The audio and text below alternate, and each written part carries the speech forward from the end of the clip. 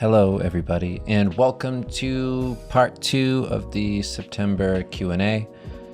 It is me, David, and I'm here with my wonderful wife, Kim. Me. Welcome.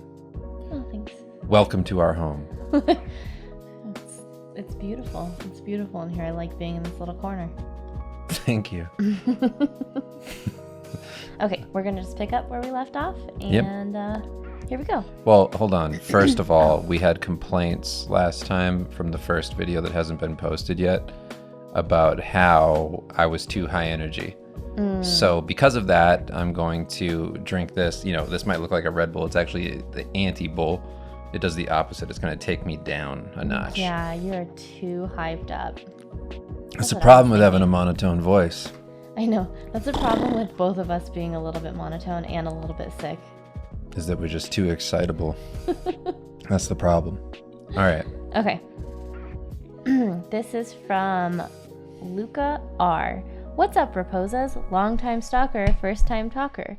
I've been following you since Mike Magnola, I think, picked your piece on ChewStream. Mm-hmm. Anyway, I remember seeing that piece and thinking, God damn it, these fucking professionals, always coming in and showing off. Truth. So I set off on a quest there and then. Usually it's then and there, isn't it? Well, there and back again. That's what they meant by that. There and then. A quest to gain knowledge about your family. Sorry, I had to clear my throat. A quest to gain knowledge about your family name and your first given name.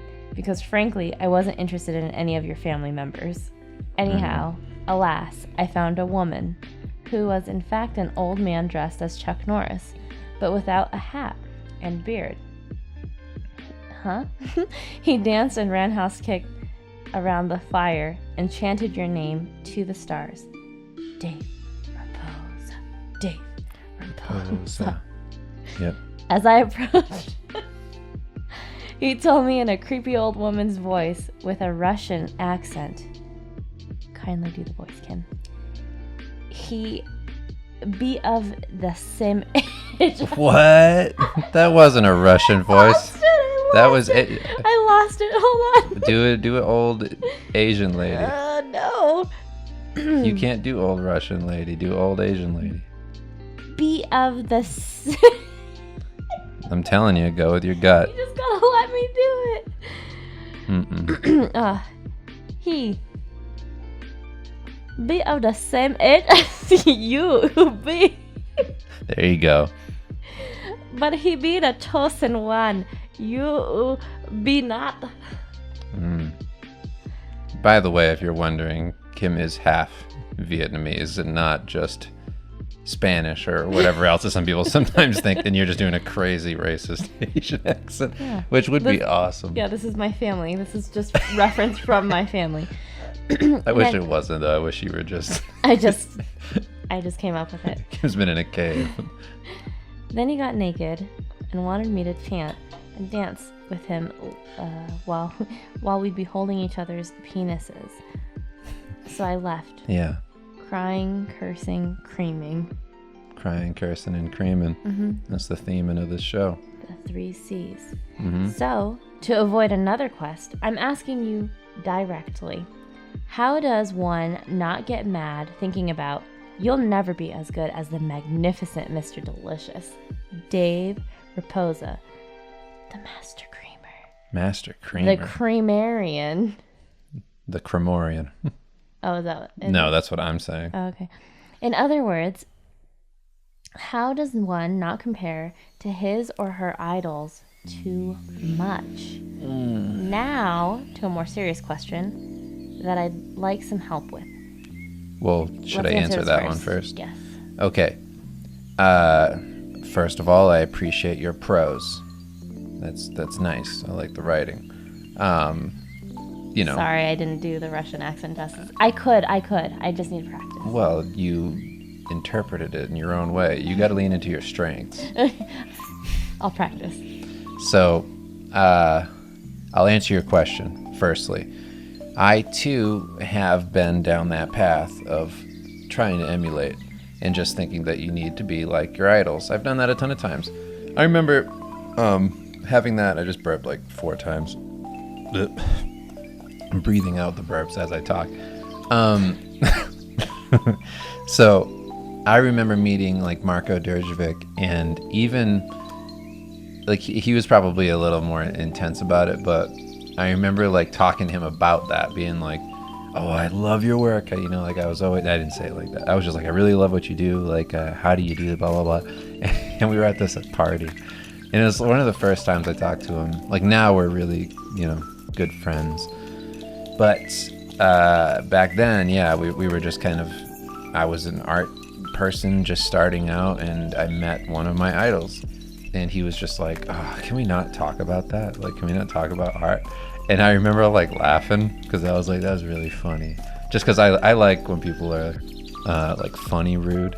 I don't like rude people, but I like when people are just kind of like, blunt. What are you doing? Yeah. Like like that makes me laugh that you would do that to somebody who's like asking you something nice. Yeah. Because that's, you know, it's just funny. But he did that to me, made me laugh, and then it just made me think like, oh yeah, right. You're just a guy. Like you're just sitting here at a party. Like you don't want to do this. Whatever. It's like when you do art, you're probably just doing it for a job. Like you're probably not, you know, like making it this whole thing. It's not what everybody thinks you're doing, that you're this person who's, you know, hanging out with Chuck Norris in a shed jerking each other off or whatever you said. It's like, it's not that, you know, like it's not some mystic quest. It's this whole just whatever. It's like just some dude who has hobbies, has a whole life outside of the thing, whatever. Yeah. That's kind of what made me realize that idols were just, you know, it's just a person. So that helped me get some perspective, and I've talked about that a lot, of turning people into people. You know, you make this big deal out of it, and then, you know, take that down a notch. Mm-hmm. So I think that's like the biggest thing is meet them and be like, oh, whatever. Sometimes they're assholes too. I mean, like a lot of good experiences, you'll get the occasional kind of like off-putting person, and then all of those things give you that kind of perspective to be like, this isn't important. Like worshiping these people isn't important. They don't care that you want to be them or that you worship. I mean, maybe they're like flattered, but it's not like, it doesn't mean much. You know, it means something to you to get to that level, or to get like kind words from them about your work. Mm-hmm. But outside of those kinds of things, I feel like you don't become somebody like that by trying to be somebody like that. Mm-hmm. Like you become somebody like that by being yourself. Mm-hmm. And that's the only way to get there. And you become yourself by taking in every idol that you have, mixing it with everything you are and everything you love, and then putting it out into the world. And that becomes your language, how you do what you do. It's how you kind of create whatever you create. Yeah. Your design language, the body language of your characters. Everything is influenced by what you've seen and who you love and blah, blah, blah. When we first met, the friend that was with me, he was like very, very excited to meet you. Like so much so I think he asked you to sign something and you bid it, and then he was just like, I'll take it. Like, I'm just really excited about that. But I didn't know who you were because Are you talking about Aquino? Yeah. When I like met you, I didn't know who you were, so I was like, oh, hi, just like normal person, you know, to put that into perspective. Like someone's hero may very well just be like another person to someone else. So like, even though I didn't know who you were, you just treat people with respect no matter what. Yeah. And then you just, you know. Yeah, it's whatever. Yeah. It's no big deal. So the more serious question. My girlfriend, she is constantly getting sick for one thing or another. Doctors don't know nothing. They don't know nothing, and everything seems fine on paper. The situation got a bit better this summer for about 10 days when we took a vacation after 2 years. And now it's gotten even worse. She's depressed and sick of being sick. She says she can't do anything, which drains her even more. She wants kids, but then I'm too pussy about it because of everything that's going on right now. We want to buy a house, but things are getting ridiculous because of the COVID in our country. She says she's probably going to have to close her business soon because she can't bring herself to work. Been going on for 6 months. in these conditions. And that's not helping her either. So I'm here for her, acting stupid, trying to make her laugh and ease the physical and emotional pains, telling her it's okay and it's not the end of the world and she shouldn't worry because I have a full-time job, and if needed, I'll go chanting with the old man for money. Even if I'll have to hold his dick so it doesn't flop around the fire while doing the roundhouse kicking dance. We got her someone to talk to and all that, but I thought you guys might have some input on how to deal with all that. Any suggestions, ideas, advice, anything really. Sorry for the long and weird questions. Thanks to both of you, and much love to your family. It helps just listening to you talk and how you deal with stuff, and yeah, much appreciated. You've no idea. P.S. I'll support you till I die. Then I'll make my kids support you. And if they don't, there's going to be an old man roundhouse kick dancing for him. Well, I appreciate that. No, we appreciate that. Yes. I mean, it's a hard question because we don't really know the circumstance. I don't know if what she has is some kind of consistent thing where it's like is it a variety of sicknesses? Is it something that has to do with something in her body failing? Is it like, it could be something like kidney issues that just plagues you for a really long time until you get like transplants. It's like, we don't actually know because, you didn't put in any details, and you don't have to. I'm not saying you have to, but I'm just saying it's hard to put it in perspective, I guess, from coming just from that, like of what you could do, because I don't know. I mean, it's difficult to deal with a variety of those. Well, coming from the medical field, I can give very general advice without knowing anything, right? I don't know what she has. I'm not a doctor. I don't know any of her symptoms. But for any type of long-term illness, you want to, and also there are no answers. It's super frustrating. You have to manage the symptoms. That's how you get through your day-to-day life. So if it's pain, find different ways of pain relief. So whether it's maybe just being more in touch with your body and doing like meditation and yoga and exercising, so that that it prevents further injury on top of the pain already. Or if it's nausea and vomiting, maybe try taking out different foods. Like, you have to manage the symptoms to make life doable. That's the first thing before you think about having a baby, because I think you don't want any of those things to be heightened, or your body to have like an immune response or something like that while getting pregnant, because that's a whole other issue.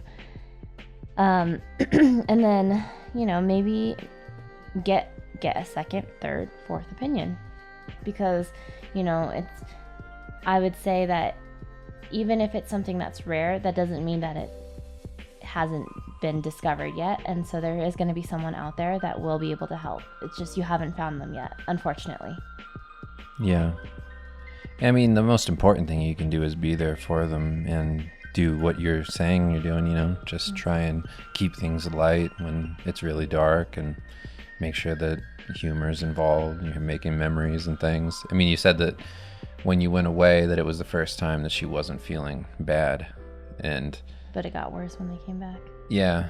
I mean, maybe it's a matter of taking moments when you can get them here and there to just get out and do something special for her, or just to, help you both out mentally, to just kind of escape from what's happening. I know that that's like one of the bigger things. Like, I feel it's not like we've never dealt with, like, we both have different kinds of things that we deal with. Like, really high anxiety is like one of the things where it doesn't even seem like a real issue at all. Like, especially not compared to something like that. But like, it's tough when you're in something for a really long time and you don't ever do anything to get out. And it feels like when you're in a place where, like, let's just say you go somewhere and it's a place that takes care of all of the things that you normally do, whatever. It's like those moments are the moments I feel where you kind of start to realize, like, the weight you've been carrying or when you're not around like your work, or you're not around the thing that reminds you of how you feel, whatever that stuff is that reinforces you. It's like that. I feel like that always gives perspective and makes you feel not better, but maybe some relief. Maybe you just feel a little bit of that weight lifted for a moment. I don't know. I think that kind of thing is really important. I also think there, like earlier in this message, it says she's depressed and sick of being sick, and she can't do anything, which drains her. And I think that having kids is going to drain you even more. Yeah, I was gonna say that can go the other way, or it can. You never know. When it's something that's like a chronic illness that you have no control over, it's hard to say, yeah, like that's a good idea, because I think a lot of people hope that, you know, they go into things like kids or marriage, like this will make me feel better. Yeah, this will solve my problems. This will solve my problems. And it does get harder. As rewarding as it is to be a parent, it is still very hard, and it's one of the hardest things I've ever done. I don't think that you're being a pussy about it. I think that you're being logical. And I think that I'm speaking from, you know, my womanly heart, but I feel like I tend to be very emotional, even though I do feel like I have a logical side as well. And like having Dave as my you know, life partner, it keeps me very grounded as well, because he can think about a lot of those things without emotion, you know? And I think that you guys need that to balance each other. So I think the other part of that is, you know, making her laugh and doing all of that is great. And I think that's great. That's what I would want in a friend and a partner. But that's not going to, I don't want you to be discouraged either if that doesn't solve her problems, because at the root of the problem is, you know, her illness and how it's making her feel. And I mean, it is a way of managing symptoms by making her laugh, but, you know. I mean, if there's nothing you can do, though, that's, you know, you do what you can. I agree. I'm not saying that's not, I'm just saying, I heard it on like a couple psychology thing of like women vent, and this is very like, you know, it's a very generalized statement. It's not always this way, but like, how dare you? I feel like, you know, I was like, oh, that feels right to me. So I feel like there has to be at least some other people who feel this way too. So I'll just say it. But a lot of people who have like, you know, a more feminine or a more masculine partner or whatever, the feminine one will tend to vent and tell you how they feel and emotions, and the more masculine one will try to fix the issue. But really, all I want is to be heard. Right. It's just, I just need to be heard. And then once I feel like I've been heard, then we can work on it together, because I'm not incapable of fixing it by myself. I just want, you know, it's about the partnership of doing it together. Right. Yeah, that makes sense. So that's my long answer. Christopher says, hi both, I hope you are having a good day. Dave, you've worked on a bunch of cool stuff. Are there any dream IPs out there that you would be super jacked to do some work for still? Sorry, I stuttered. Or is doing your own work like you are now the dream? All the best, Chris. I mean, there's always stuff that you would be excited to do. Like, I feel like that I would be interested in working on something like Gundam. I'd be interested in working. I'm more interested in doing things like Guyver, Ghost Rider. I've talked about that a little bit in the past. Yeah, things like Darkstalkers, Rival Schools, some Capcom things would be great. That would have been really cool if you worked on those new like anime renditions of, was it Star Wars? What did you show me? That was like a really cool, it looked really cool. You're talking about Star Wars Visions. Yeah. That new series. Yeah. Yeah, things like that I would be interested in, but for the most part, I feel I feel as I get older, especially, that I want to do more of my own things, you know? You've always had that in you, though. I think part of that is just your dad really, really, like, hammering in that you have, like, these good ideas that you could yeah. Like, he he told you since you were young, you know?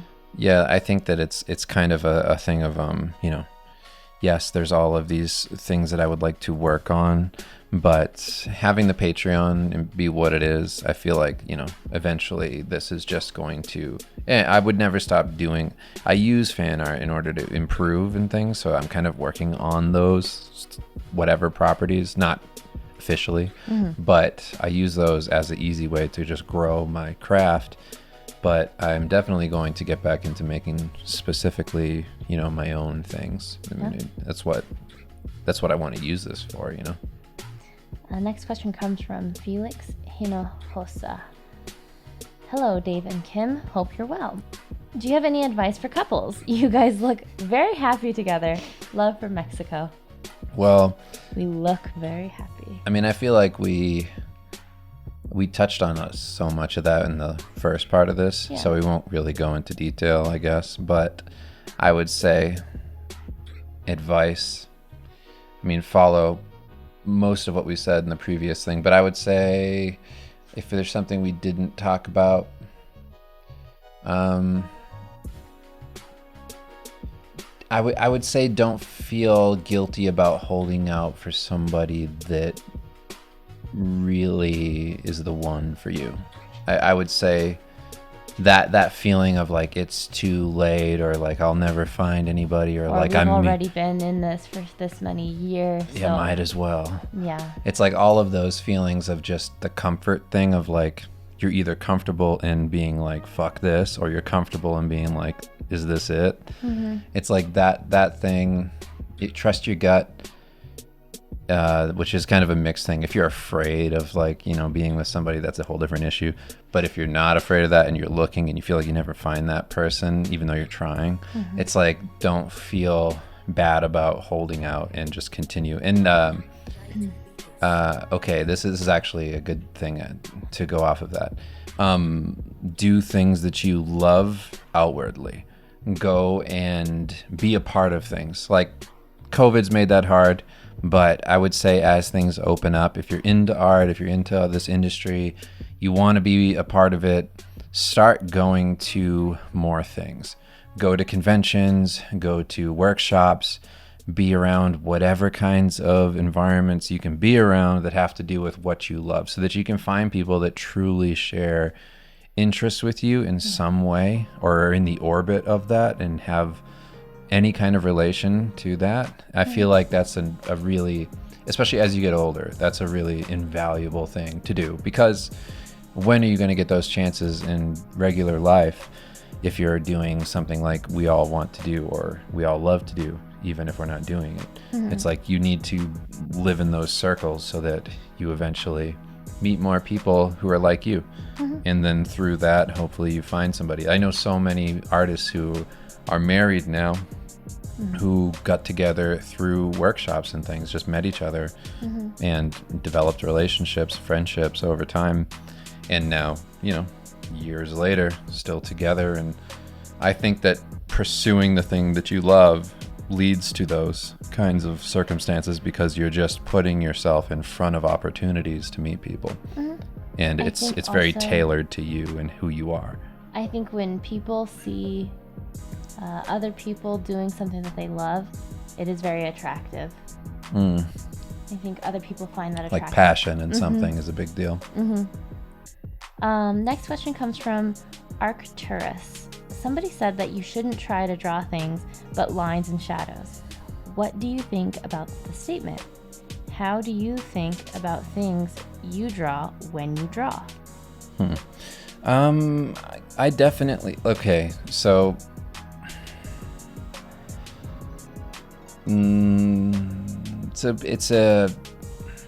I get what you're saying. I know, like I draw in line, right?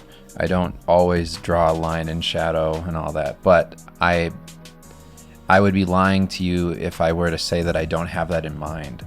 Shadow is like how I light things is very deliberate, and I feel like I have a decent grasp on lighting, so I'm thinking of lighting even if I'm not drawing it. Even if I'm not putting it to the paper, I know, even from this really basic line drawing, like how it'll be lit in the end. Like that's a definite thing that's in my mind. So I would say even though I don't do it actively in the piece, I'm thinking about it while I'm working. So I do think there's truth to that in terms of fully understanding kind of like the forms of what you're drawing, because otherwise it can get a little flat. I wouldn't say that you need to do that literally though. Not especially if you already have a grasp on those things. You don't have to actually do that all the time. But if you are feeling like you suffer in that kind of area of rendering form and understanding light, then you can make up for that in doing a bunch of study things. Like I used to, the way that I got lighting a bit more accurate in my pieces was most of my early career just drawing from life, painting from life. I focused on rendering forms in light and drop shadows, cast shadows, things that were kind of bounce light within shadows and things, like starting to think of form as light and shadow. That really helped me so that when I was doing line, I could think like I'm saying I think now. That's about it. All right. Next question comes from Paul M. Hey Dave, I've been trying to establish neighborhood dominance by obtaining succulent gains in my overall physique, mostly pictorial. Do you recommend any particular oils or catchphrases to use while I cruise the sidewalks? Thanks. I would say if you're going for a dominance hierarchy within your community, that you go up to each door and you go, knock, knock. You say it while you knock on the door, and they come to the door and you go, look who's in town. And the guy goes, excuse me? And you said, look at me, bitch. And you go, if you want to live on this street, you're going to have to pay me tribute. And he goes, what? And you go, yeah, Olive Oil Wrestling tonight, my place, filmed, live. Be there, or I'm coming back and I'm going to kill your whole family. Then he goes, whoa, you really mean business, don't you, buddy? Yes, I do mean business, and it's how I make my cash, so you better be there. And then he gets there, I run my YouTube live, I got the super chat open, I'm getting donations, and I'm just wrestling all these fat freaks from my neighborhood who are just so low on the totem pole. How did it turn into you're doing this? I thought you were saying this is what he should do. I'm talking about the broad U. Okay. I'm saying, like, I'm not, like, I know this sounds very visceral and real and tangible, like you can hold it. It sounds like a product. Like you're recalling a memory. I mean, yeah, but it's from like, it's a memory in the same sense that like a little kid is like, I remember being an old woman in this room and playing with a doll.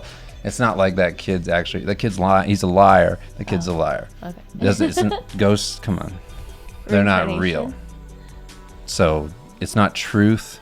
Okay. It's bigger than that. Okay. How about oils? Did I not say olive oil? Oh, I thought that was just for wrestling. Yeah, a lot of things are just for wrestling. Okay. My recommendation for oil is almond oil or Kiehl's body spray Next oil. question. The next question is from Eustace. Hi, Dave and Kim. Hope you are well. Dave, I need some advice. I can't stand to study anything except art, and I've got the looming threat of being sent back to college if I can't make any money to prove to my mother that dropping out wasn't a mistake. Dogs are sleeping over here, being loud. I have around a year to get some type of work. I'm hopeful with enough effort I can get a low-level job within a year, as I've been working on my skills consistently for a year and a half. My questions are, what kind of low-level jobs are out there? How do I focus my studies towards getting a specific job? And should I be doing commissions as well, or just study and application? Thank you for all of the amazing content. Well, thank you. That's a rough deadline, but deadlines are good. I think that you should be looking for people who want like their original characters drawn. Things like that. Like you should really start to hone in on low tier entry level things that are going to be something that's attainable for you at your skill level. Like I never imagined some bigger thing for me in the beginning. I was very realistic about where I was, and I was like, I know that I'm not these artists that get work all the time, so I'm just going to hit on people who want me to draw their World of Warcraft characters. I want, like I also put myself out a ton on everything. Like you need to be Your own very salesperson. active, right? Yeah. It's like if they're like you're asking me how to find these things. If you were really the person who was looking, you'd know. And I'm saying you would know, and it might sound harsh. It just means you haven't thought about it, which makes me think that you're not serious about it. And I know this sounds mean, and I'm not trying to sound mean. I'm trying to say that if you're really going to do this, you should have been on Google searching artists looking for work. You should have been looking for every single place that has a thing where artists are advertising themselves and selling themselves. This could be ArtStation, this could be DeviantArt, this could be whatever. It could be, there's probably so many places that you don't even think about. You could be posting on like Etsy, like buy me a thing and I'll do a custom drawing of your dog. Like you could be doing You could do so it on many. Facebook Marketplace. You could do it on It's true. Craigslist. You could do it on Is that still a thing? Craigslist. Yeah. And probably like seeking arrangements is. Yeah, you could be seeking arrangements on Craigslist. I'll have sex with you. I'll do your portrait. Yeah. Yeah, like I really do think that it's a matter of it's a numbers game, and I know that's cliche, but it is. It's how many places can you be putting out feelers with your stuff, saying like, hire me, here's my portfolio, I'll do whatever, and then list things that you'll do. And somebody's going to reach out. And on top of that, on those websites, a lot of times there'll be people who are posting job listings for things that they need to hire out for. And those will a lot of times be just regular people. So on DeviantArt, I remember, and I don't know if this is still current, but there were a lot of people on it that were like, hey, draw My Little Pony character or whatever. Like, it's like you are not in a place to belittle that person. It's like you're in a place where you have a deadline and you're trying to get to a spot where you're actually making money doing this. So you need to take whoever you think you are and be everybody and just be cool with doing anything and everything. Like I did porn. I drew people's invisible girlfriends. Like I did all kinds of bottom of the barrel shit in the beginning just to get by. Because unlike you, I was just like out on my own. And that's maybe the thing that pushed me to do that was just having that extra bit of like, oh Pressure. shit, like No one to fall back on. Nobody to fall back on, and no way this is going to work out. I'll just be literally out on the street without a place to go back to, like living on the other side of the country. Like it's not great to be there. Also, nobody was checking in on you. No. Nobody was checking to see if you were doing what you needed to do. Like you were the only one holding yourself accountable. Right. It's like I don't know how you feel about this, but it needs to be really serious for you to be like, oh yeah, going back to college is not an option. Yeah. It's just not an option at all. Because if like, you have a plan B, yeah, like that should be death for you. It should be like, I'm going to do everything I can to make this, like it's not.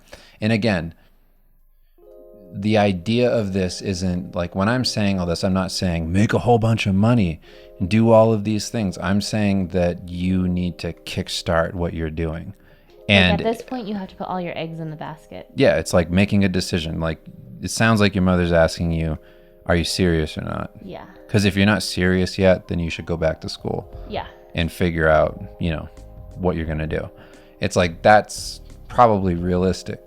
It's like, so if you're truly serious, then you'll put everything into it and you'll start critically thinking about it. You will reference things online. You'll read about how does a freelancer do this. You'll actually seek out books and things on business and whatever and how to market yourself. You'll really do research and learn and turn yourself into that self-promoting person that can build a career. I think that that's the way to do it. And like I always have people ask like what websites would you start on now? You know, if you were beginning right now, what would you do? It's like when I began, I didn't know. I had no idea what people were doing. I knew about conceptart.org just because I, searched concept art online because I knew that that's like what I had seen books in the bookstore that were concept art books for games. That was like my starting point. And then I searched that online, boom, found a forum. And then there was stuff there. And now that's ArtStation and, whatever other sites. It's like, but they have looking for work sections and things too. I'm just saying, you just need to take the basic first steps to get the ball rolling and do everything you can to make it happen. You will get something. Whether or not it's great, it is what it is. And, you go from there. Yeah. Next question comes from Oranoro. Hey, Dave and Kim. Dave, can you talk about your early days on concept.org? How did you get started on there? Good segue. What did you see other artists doing to improve their skills, and how did that influence your studying approach? If these questions suck and you've already answered them a lot, I want you to give it to me straight. Second, do you have any tips for stress management when it comes to art? I feel a lot of pressure when I see other artists who are so much better than me. Sometimes I feel paralyzed when someone's work is so good and I can't see how it's possible to get to that level. Lastly, can both of you share your thoughts on whether or not zombies poop? This is an important subject that isn't covered enough in zombie fiction, so please take it seriously. And that's actually a good question. The poop one. You know what? That's funny because I had a question similar to that has never been answered. If I always wanted to know if mermaids poop, and if they pooped, did it come out of like the bottom of their tail, or is it like a fish? I think it comes out like like snake poop. Yeah. I mean, I guess I've seen fish poop, but there's like a little tiny hole on a snake and it squirts out. That's how fish poop too, but yeah, it like comes out on the bottom anyway. Anyway, that was always my question. I think zombies, because I had to think about it and I was like, oh, that's a good question. I would think it's like compost when they eat, because it's like, some stuff's chewed, some stuff's thick. It's going to like pile up in their belly skin if they still have it, and then it's going to rip through eventually and fall on the ground. Things like that. Yeah. I imagine. Yeah. I imagine it would just be like a bunch of like blackened, gross peat moss everywhere. So I'll touch on it briefly because I have talked about the concept art thing before. I will say that the number one thing I took away from that site was learning how to not study necessarily, but just how to grow as an artist, because you see progression over time. And what was most helpful was seeing how artists kind of started in the very beginning of their conceptart.org, whatever you want to call it, membership, and then where they got to and when they crossed the line into being professionals. That was a huge thing. There's not enough of that online. There needs to be that for young people, because there's this really false idea that I see perpetuated on places like Twitter, where people get jealous of other people's like follower counts as if that means anything, and they think that it's like handed to you. They have this weird idea of how accumulation of a following works, because on those sites you had a following too. You had like, there was like a star rating on the sketchbooks, and then there was that showed you how many people have looked at this sketchbook in its lifetime. So like you would see like a sketchbook with like 1 million hits, and you'd be like, well, that must be great, or there must be some reason people are looking at this. And then you'd look at it. I mean, that's the same thing as like a follower count. You're getting like some way of seeing like, why is it valuable to somebody, and why that must be something worth looking at, because everybody's looking at it. They're getting something out of this. And all of those sketchbooks that had those huge view counts, it was this really awesome progression of like beginner artist, professional, and that was the common thread. So I took away from that that you really just needed to put in hard work. There was no way around it. The commonality between everybody was they did it every day and they studied on difficult things. And that was it. And it was like a big reality check because I got to see in a span of years how long it took them. So it was a really good measure. I'd see somebody like Min Yum.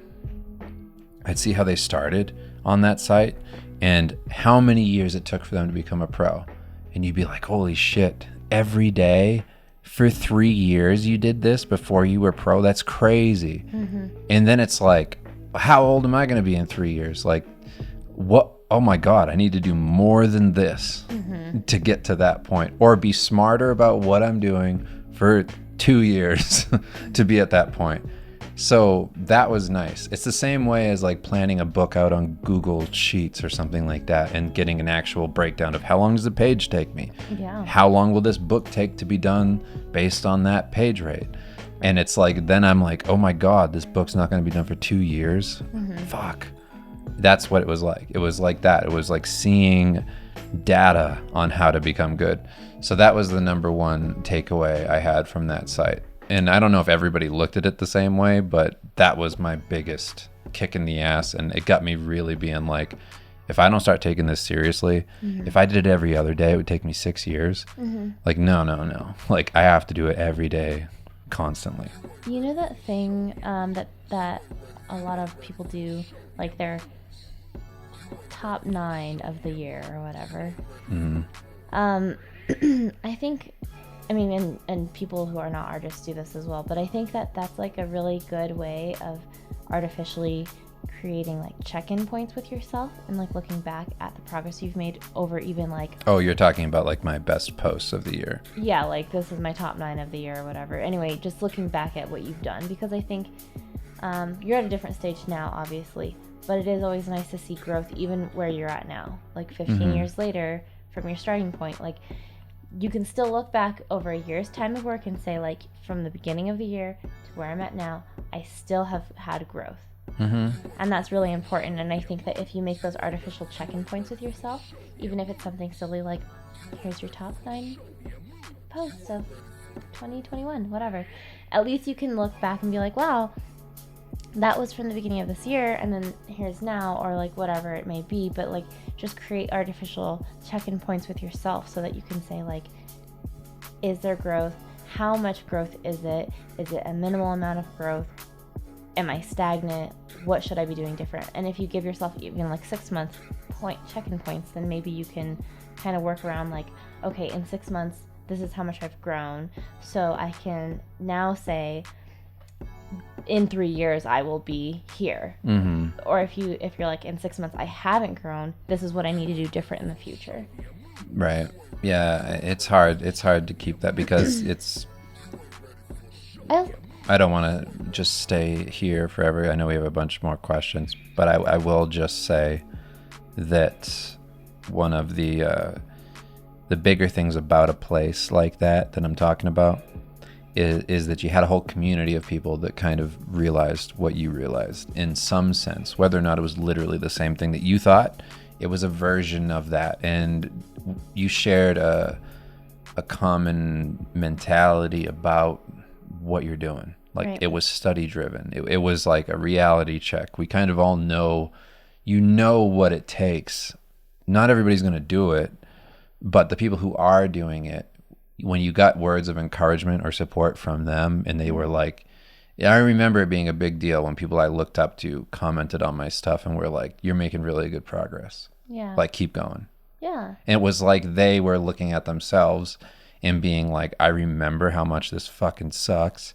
And like, good for you. Like, you're going to get through it. Like, I can see from your drive or whatever that you're going to do it. Like, it was very positive in that way, even though it was super difficult.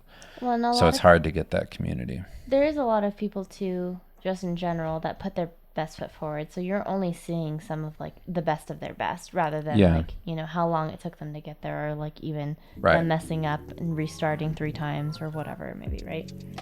So that's Twitter. Next question is from Justin Ong. Hey, hi Dave. How zoomed in are you usually working at? Sorry, I need to. I already know what the question is. You don't have to read it. Really? I mean, I can guess. It's how zoomed in am I working at when I'm working at something generally. Like, when you are at the detailing and polishing stage, have you ever faced a problem where you were zoned in doing the details, and then when you zoomed further in, everything looked off and you have to paint over again? Thanks. it would be the other way around. What generally happens in a painting, if you're detail oriented like me, you have to stop yourself. You have to work big to small. You have to do the big shapes, the anatomy, all of the basic structural things. And then once all of that's down and it's good, then you start to zoom in and you start to do more. And then what happens is if you don't do that big stuff first and you go way zoomed in, when you zoom out, you're like, this blows ass. Because the thing is those, you also have to have some idea of how detail reads. You can do all that tiny stuff, but when you pull all the way back, you really need to put that tiny detail in perspective, because you can't even see it when it's all the way back here and you're looking at the whole piece. That detail, it needs to be just enough where it looks like a lot of detail without being literally everything. Mm-hmm. Like there's that thing of starting artists who draw every strand of hair, every blade of grass, and they do every little tiny itty bitty it's like, no, that's not how people see things. So you need to find that balance of what do you actually perceive as detail in real life, and make your paintings like that so that it feels like a lot of detail and not just a mess and not ugly. Remember because when that's I not drew real. you and I drew your beard and I drew every single hair? Yeah, I mean, you drew me and I looked like Donkey Kong. It was insane.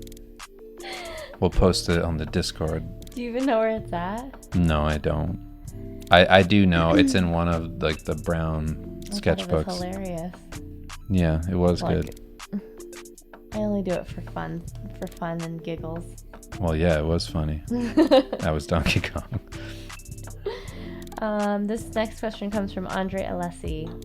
What's up, cream puff and donut hole? Is that you? Are you both of those, or am I one of them? I think I'm cream puff and you're donut hole. Okay. AKA Munchkin from Dunkin' Donuts. I have 2 more questions. I've heard Kickstarters are a nice place to look for work, since a lot of them need artists. That's true. It's weird. We've been saying the same thing a lot. I think I've even heard Dan talking about doing a lot of stuff for Kickstarters aside from consulting. If you didn't have the connections, how would you go in contacting people to bridge that gap in the specific context? And how would you go about making those connections with people doing those awesome stuff? Also, what's the meaning of life for both of you? Just a nice light one. I like the biggest question in the world at the end. Yeah. This might sound too obvious, but I would say just reach out to them all directly. But but my question is, how do you know who's going to have a Kickstarter? Because they need an artist before they launch a Kickstarter. Not true. Right? No. They'll launch the Kickstarter and then they may need it. Almost every Kickstarter that makes a product, whether it be RPG book, board game, whatever, they're still in progress. Mm-hmm. That's kind of, that's mostly why they need the money, is to finish the thing. So it's like in most cases, I'm sure some of them are just funding production. Okay, so they need the Kickstarter to then fund, like also paying an artist, let's say. Sometimes, I would say that's pretty common, where a lot of the things that are happening within the product, they're still not done. Mm-hmm. So they still need to hire people. Mm-hmm. I think, you can look and see if things that you enjoy, like RPGs or whatever, are still hiring out to people for the Kickstarter, whatever, looking for work stuff. I don't know how you'd find that.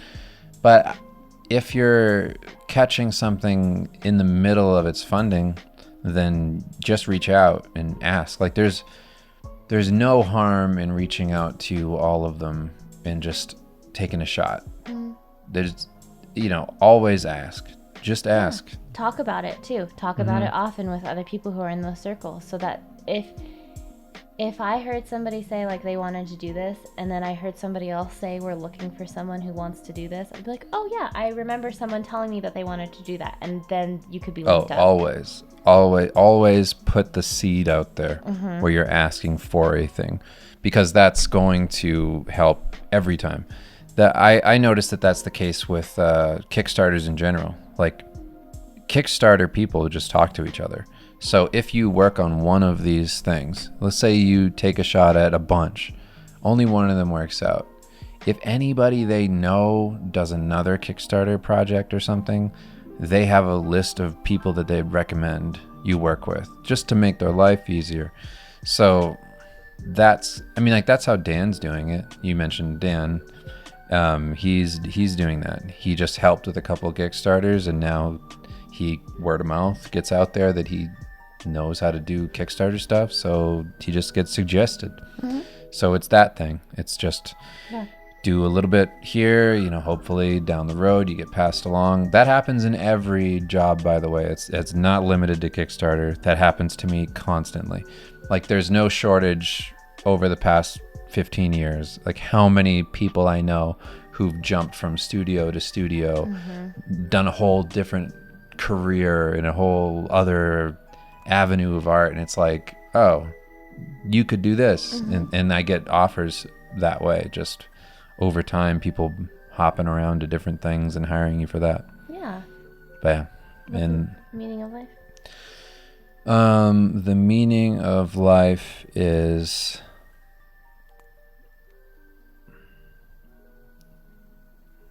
what is the meaning of life? I would say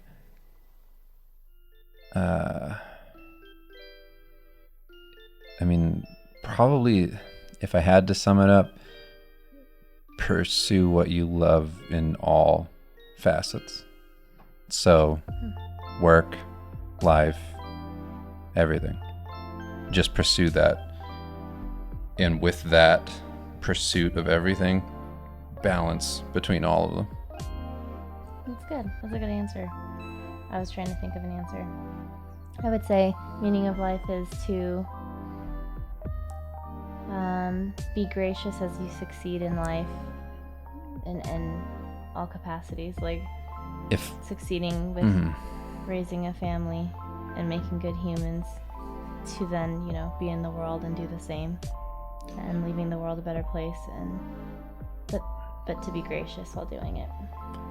And I think that the answer you actually wanted was the Conan the Barbarian one, and I anticipated that you wanted a funny response.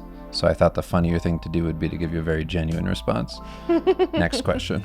Rav Art says, hey, Dave and Kim, I wanted to ask a question about concept art. Everyone says that nobody really knows what concept art is. And the stuff that we see in all of the art of books is not really concept art, but promo art, splash illustration, or character art that was made up after the fact to pretty up the book. It's true. I would like to be a character designer and concept artist, but I want to do it right so I can actually get work in this field. What type of work should I be making? My current plan was to do all of your character design challenges, like the F-Zero one, and also to create a personal project where I create new character art for a redesign of an old video game. Sort of half fan art, half concept art thing. Is this the right strategy? From a personal standpoint, I am immensely inspired by the Tactics Ogre from Software art books. Yeah, they're amazing. As well as your Paragon concept art. If I did work like that style and level of finish, am I on track to become a working professional? I'd like to get more insights on character design as a profession. What kind of quality and quantity of work is typically expected? How many character designs are considered a day's work? Thanks as always. Much love to you both and the boys. Thank you. That's a really good question, actually. I think that people gloss over that a lot, and they don't do enough in their portfolios. What somebody's truly looking for a concept artist is ideas. And how many you generate around a basic character, whatever design. Like it's like how different iterations of a certain yeah, like character? how do you come up with all of the variations on this one thought?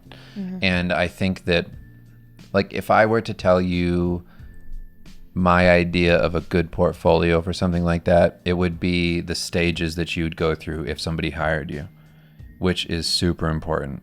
So I come from the mindset of doing the most finished looking thing from the start.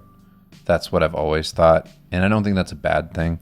I think that that's kind of common where, you know, it's that I've talked about it in the past, that Drew Struzan Hellboy tutorial, whatever video that I watched, he talked about that. He was like, every stage of my process could potentially be finished.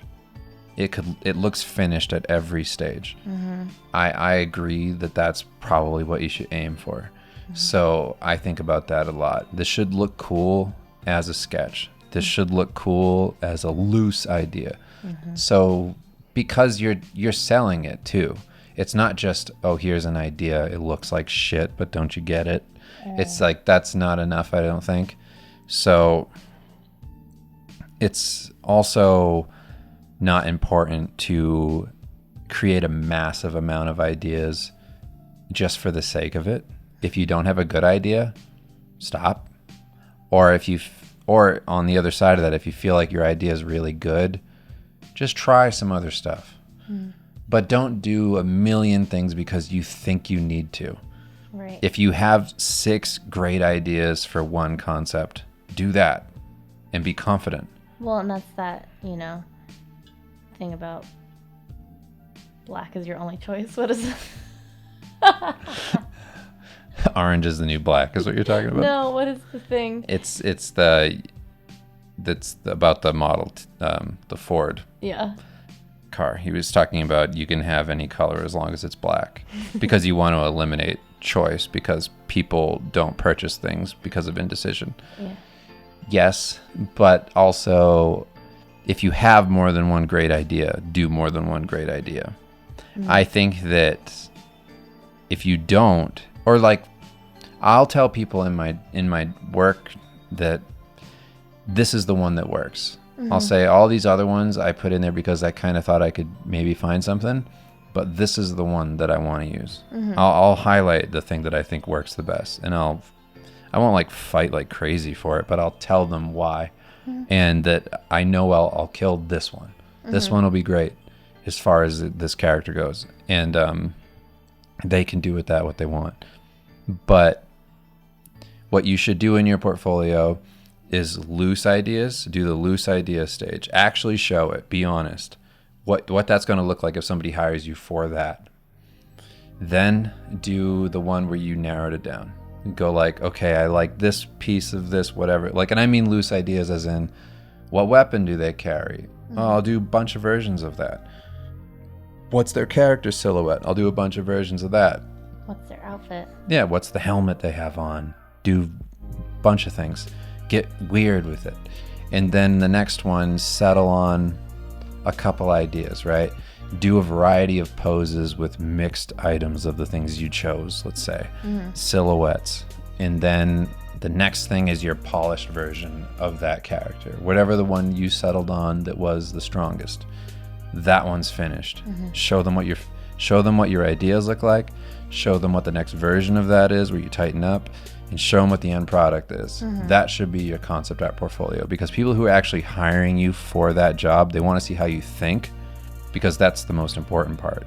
That finished thing in the book, like you said, yes, a lot of that is just polished up just to make a pretty book or to serve as marketing material to promote the game.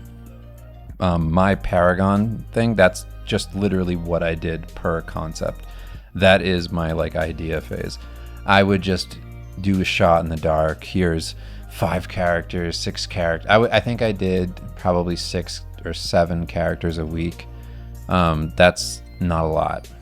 If I were to go back in time, like I feel like I probably didn't do as good a job at that job as I could have. especially now when I work. Like now when I work, I just play. But that's based off of your expectations of you. Nobody told you that you didn't do a good job or didn't provide enough. No, of course not. Or characters. There is no basis for, like, there's... No, that's what I want to put out there, is that, like, I don't want people to think that they need to be reaching for more than that if that's not what's expected of them either. No. I'm saying that was the problem with that, was that it was all finished every time. I didn't show them the idea phase. I didn't show them other options. I just was like, here's 7 finished characters. That's wrong. Don't just do finished things. Show the whole process. What were you thinking? Write notes on it. Point arrows at things, because some people have no mind for art stuff. They're not like, oh, I know what you're talking about here. Like, I see it. It's like they don't get it. So write what things do, how they move, how stuff, is this a weapon? How do you change out the ammo? Does it have like some special thing where you plug in a seed into it and it grows a plant in the gun and then you shoot a flower? Like, I don't fucking know. Like, those sorts of things need to be explained in your design. And that's the type of thing that people want to see. Yeah. Next question comes from Chris Pitaz. Hello, guys. Hope everything is well. First, let me tell you how excited I am about the F-Zero challenge. I'm a huge fan and was considering doing fan art of all the different characters at some point. Looking forward to practicing. I was wondering if you could make wallpaper versions of some of your pieces. I'd love to have the Bloodborne piece as a background on my PC, but it is vertical, and every crop that I tried looks kind of weird. I mean, I feel like... I'll just be honest with you. I probably won't do that. I'm making them as specific pieces. You know what I mean?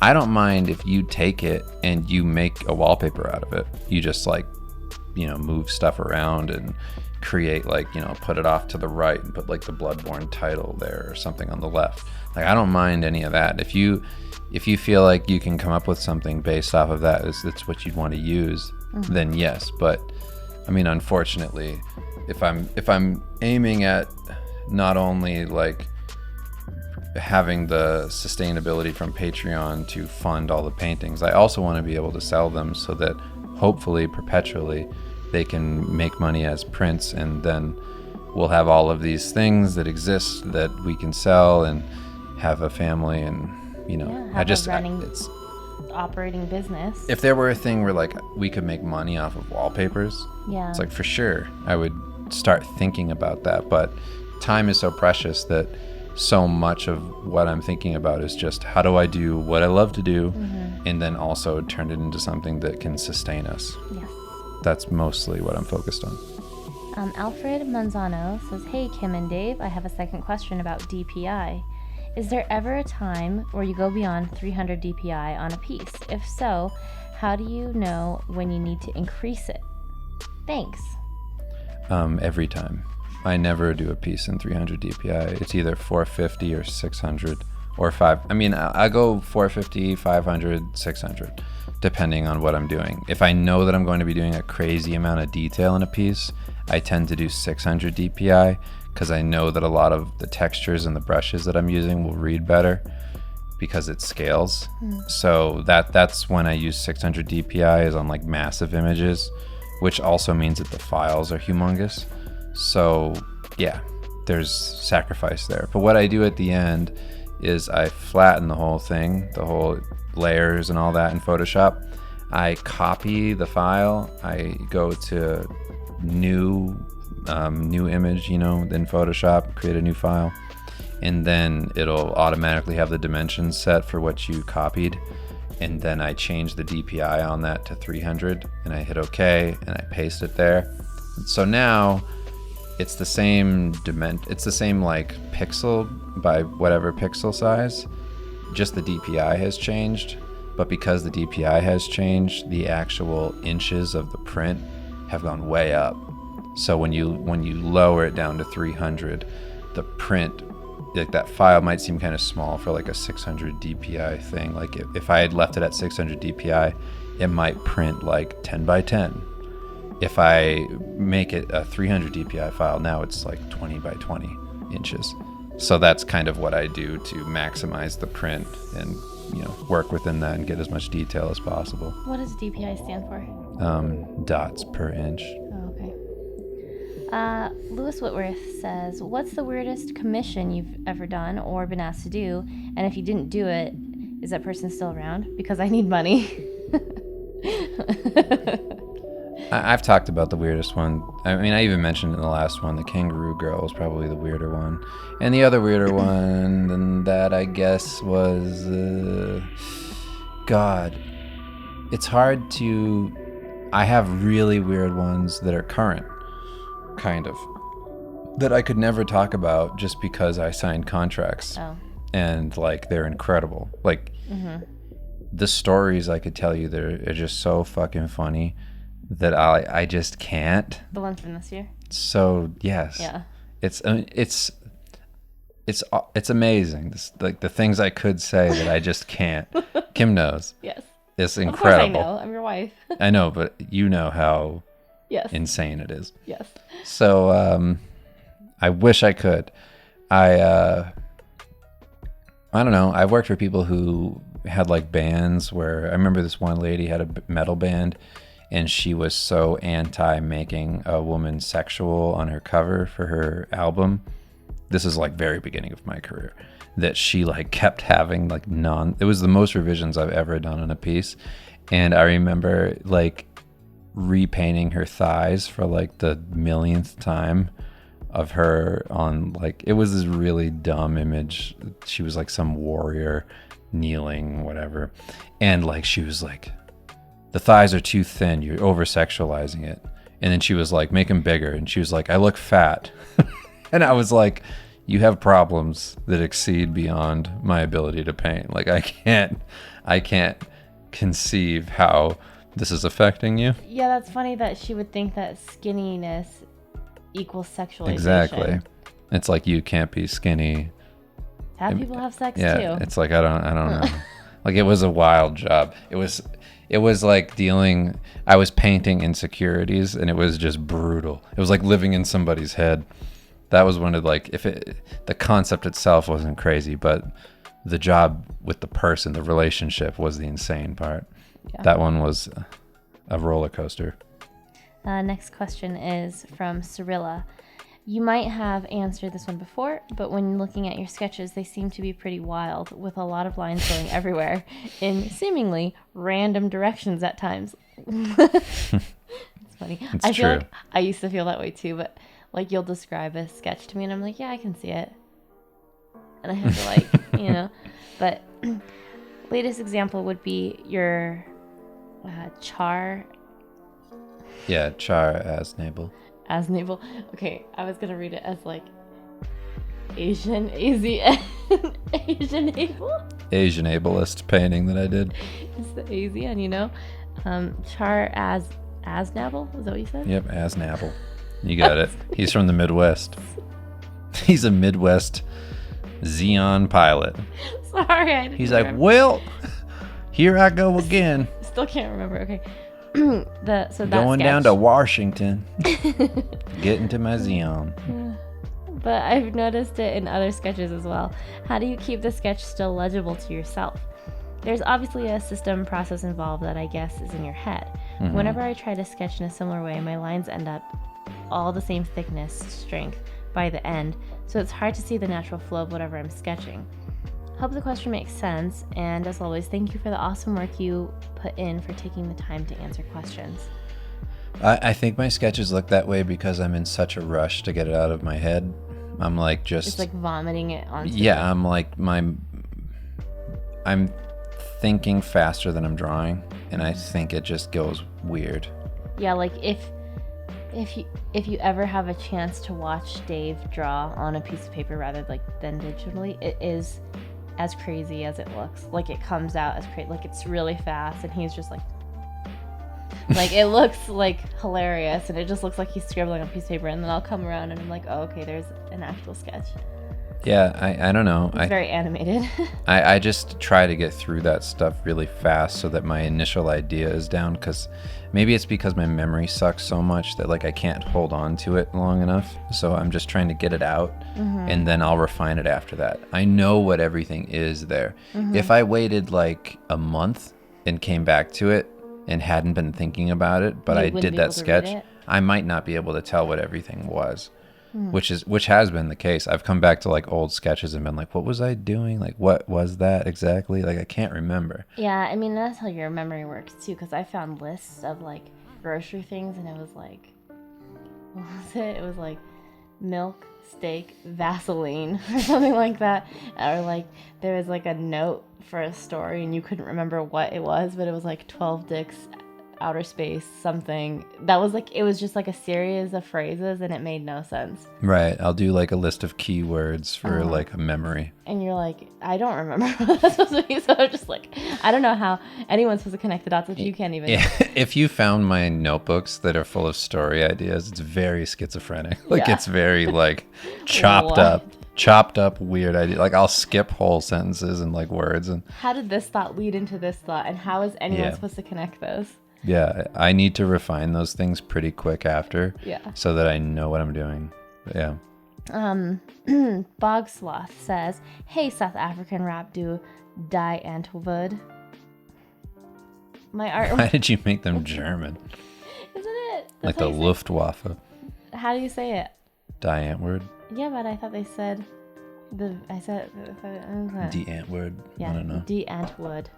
My artwork is yours is either German or it's like I need like to work on the my kid accents, with like apparently. the lisp. My artwork is unremarkable. Antwoord. It feels like everything is a step and a half below where it needs to be. How should I tackle this one? How should I tackle this? One issue at a time, or just just hit something different every day?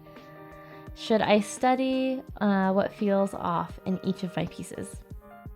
You should definitely start actively thinking about your weaknesses, and don't be open to it.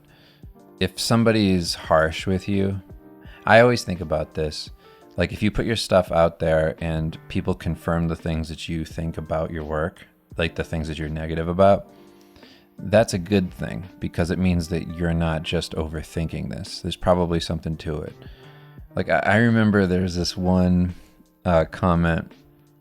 It was pretty recent. Like it was probably in the past like year and a half or something. And it was.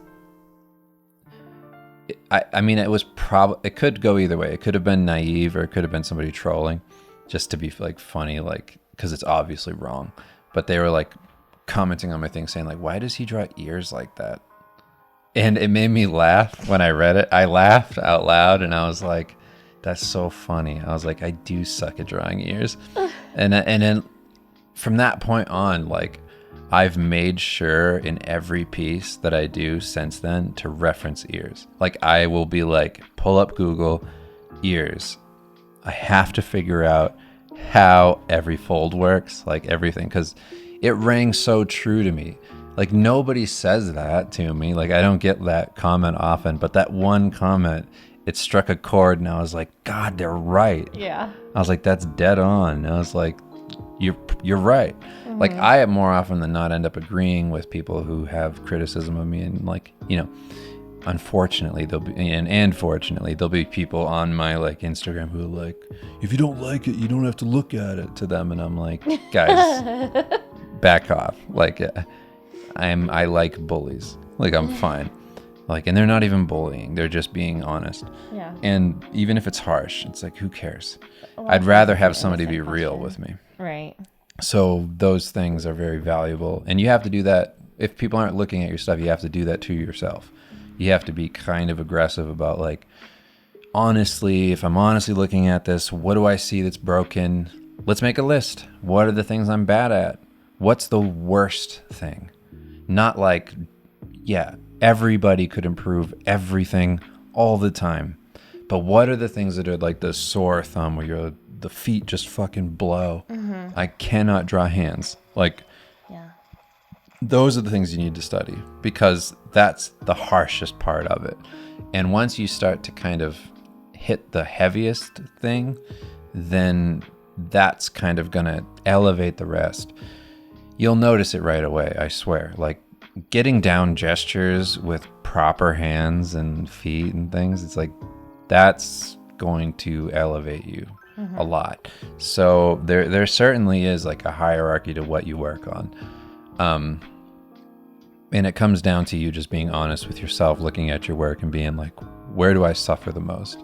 And if you don't know, go on the Discord, just as an example, and just tell people, like, please, like, act as if you're on 4chan and you're an anonymous poster. Just tell me what I need to do to help. Because there is this thing, which is a good and a bad thing currently, where everybody's very kind to each other and very accepting on social media, especially in the art community, where people are just like, just have fun, do what you want to do. It's not a challenge. It's not like a contest. And I get that, because not everybody wants that.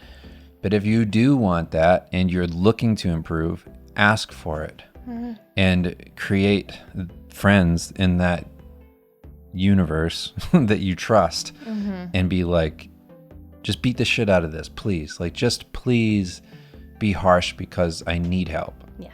That's the thing that's going to help the most. I always ask people, like, what is this? Something sucks about this. Like, what is it? Like, I always ask Dan, because I know Dan won't hold back. And he usually, you know, it's just getting a fresh set of eyes, just being like, can you please just look at this? Like, something's wrong and I can't figure it out. And they'll be like, oh, it's this. And he has 4. Yeah, he has 4 eyes, just like you. And I'm wearing glasses. All my friends are nerds. But I'm wearing glasses. Okay, next question comes from Conan Kudo. What do you usually say when you reach out to a studio or a client that you want to work with for the first time? We kind of mentioned it in the part 1. Fuck you, pay me, bitch. Yeah, there you go. Name's Conan. Conan Kudo. That's what I do, yeah. I got kudos. Yeah, say, hi, Mr. or Mrs., or to whom it may concern. I'm reaching out.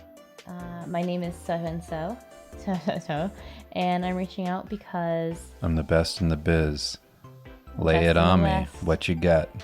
Yeah. You just do the regular, you know, Introduce. calm, Concise. nice introduction of, I'm not desperate, but, you know, you don't want to come off as like, I love I this need you to save my life. Yeah.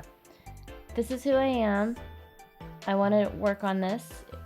If you are looking, here is an example of something that you may be looking for. I've attached. Yeah. It's just saying, you know, you can say things like, you know, I've been a fan for years. Like, I would love to have a, you know, take a stab at doing my version of this and lend my ideas to your project. And hopefully, if I make sense for the project, you could bring me on. But if not, it was nice talking to you, and I hope that we can work together in the future. Yeah. That's kind of the general gist of how I do those things. Obviously, be prepared for a rejection. Yeah, I mean, just also make it like a thing where you don't care.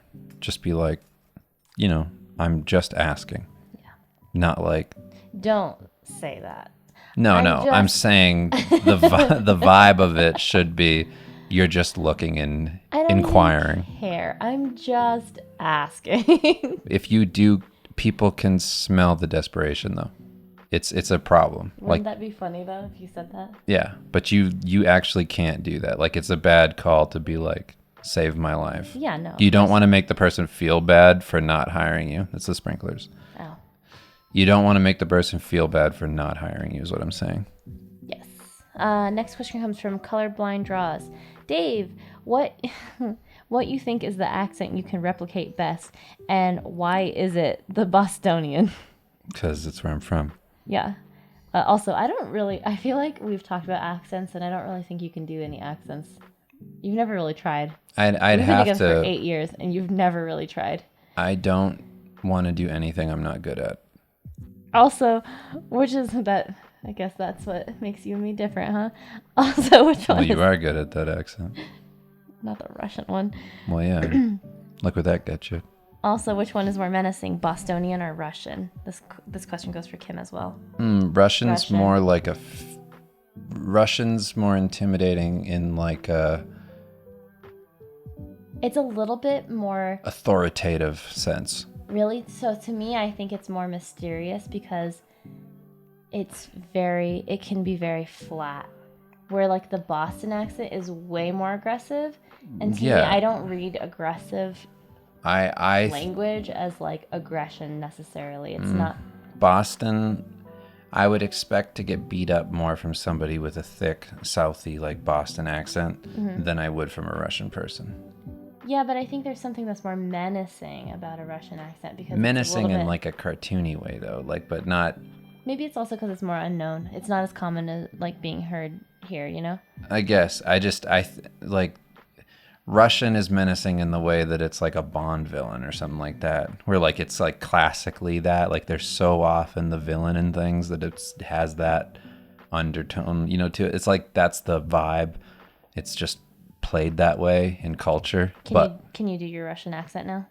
No. Okay. But the Boston accent, I feel, it just makes people sound like unhinged, like something's wrong, or they're drunk, or it could just be my bias of just knowing what people with a Boston accent are like, especially just how many people get in fights over there. It's through the roof. Like maybe it's the same as Russian people, but like there's a video. It's very intense. That one video online where that guy's like recording the bar because they're not letting people in. Oh yeah, and he's just getting roasted by all the dudes just going by. Oh, it's so fucking funny. Yeah. Like he was just like, that was not a good Boston accent. That was like every day. Like I've told you before, I couldn't even walk down. Like I was from there, like from that area, and like walking around in the street at night, like any kind of night where people are out drinking. You run the risk of like something happening. In Colorado, it feels so safe. Like I swear to God, like I never feel like I'm about to get punched. There's like a feeling when you go into certain bars, like dives in Boston, and it's like, and it can go to all of them too, because the frat kid thing and whatever. Like there's just certain, I need to prove myself, over the top dudeness that I don't like it, but it's there. It's very palpable, dangerous. Also, the next couple ones are from same person, Colorblind Draws. Dave, I have recently begun an artist-writer duo project with a friend, and it's going super well. Nice. And as the writer, I would like to ask you, how does one brainstorm alone? I mean, it flows super well when we are together, but whenever I have to just sit alone and come up with different alternatives, I often get caught up in the second scenario idea and find it hard to just keep pumping one after the other. Also, writing is really fun, and I wonder if you could share a bit of how your process goes.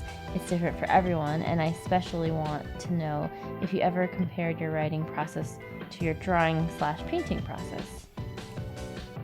Also, do you think of characters first, and then the narrative to fit them naturally, or do you think of stuff that needs to happen, and then use those things to come up with the characters? I know. I mean, I think you can go either way with that, but I always do characters. Like I'm very much like find a voice for a character, and like in the same way I can compare it to there's an actual thing that happens when you write with different colored pens. It's been proven. So psychologically, you'll think differently with different colors. So if you write in different colors, you'll start to kind of move in a certain direction with your writing and how you're thinking. So that same thing happens to me if I think of a character's voice and I just start talking in it. And that will open up, like I'll come up with ideas that I'm not actively thinking about, like right now.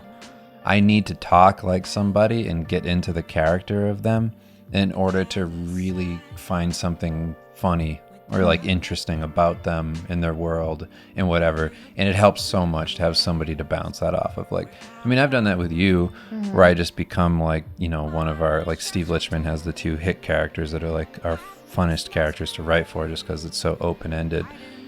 And that's probably my favorite thing to do, is just to riff as a character, just start coming up with ideas, like, you know, and just what's funny in this voice, with like, you know, mixing in like, you know, like how often, or that like redneck thing, like for some reason there's mysticism with that type of voice. And I also I like riding the line with a character, like it makes you think about other things. Like I'll start empathizing with people who have that accent. I'll be like, it's so stupid that in popular culture, like that you're always portrayed as a moron if you have this accent. It shouldn't be that way.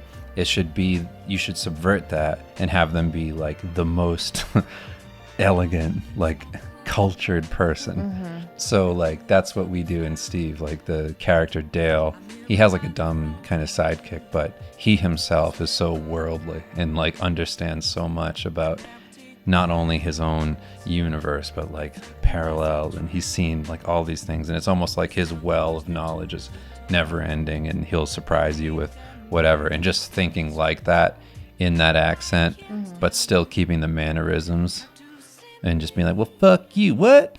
Like that kind of thing mixed in with being this like intelligent dude. I don't know. That's kind of where I really have the most fun. Like I have to talk like, this is probably just a stupid example, but the way like the Garfield hentai stuff like reads, I'll just talk like that. And I have to talk like how I imagine Garfield talks into my phone. Like I'll just hit like voice to text in a Gmail. Like I'll do like an open Gmail, and I'll just start talking and like riffing lines and just kind of coming up with things on the spot by myself, and just let myself go down a rabbit hole of like doing both sides of a conversation. I'll be the character talking to Garfield, and I'll just keep throwing out like one-liner things and coming up with scenarios as I go naturally, because I think that the only way to get to really good ideas is to just hammer out shit.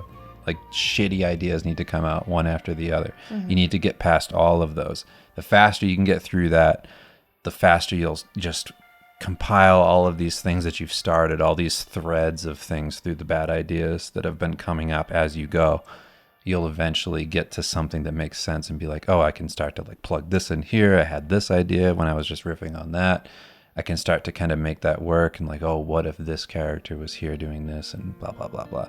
So I feel like that's how it goes. That's when like stories, for me anyway, start to become kind of interconnected and have like a cool like weaving thing through them, where like characters interact and stuff happens, and you have this fluency with everybody within the story, so that you can kind of just combine people and make this really nice like seamless thing start to happen where it feels natural. That's the thing that I search for, and I feel that's kind of like how stories progress in my head. I think you guys are really natural at it when you do it by yourself, when you are pulling from like experiences that you've had or relating it to people who already exist, and then just like dramatizing this personality trait of somebody to make it into like a writable character. If that makes sense. Like you're like, oh, this person does this thing all the time. Like, for example, my dad is Michael Scott. Yeah, he is Michael Scott. Like if Michael Scott had, you know, like, but obviously Michael Scott is a very exaggerated version of him. Yeah, like that's my dad. Like we, to the point, like this might sound like I'm trying to be boring, but what he did on the way to the airport just sums it up for me. I mean, he's literally done Michael Scott things that are one for one from the show, which are hilarious because he doesn't know that it's funny. Yeah. But we were in the car, and he was going to drop us off at the airport, and I was just talking about like getting the kids ready. Like we got up in the morning. It was hard.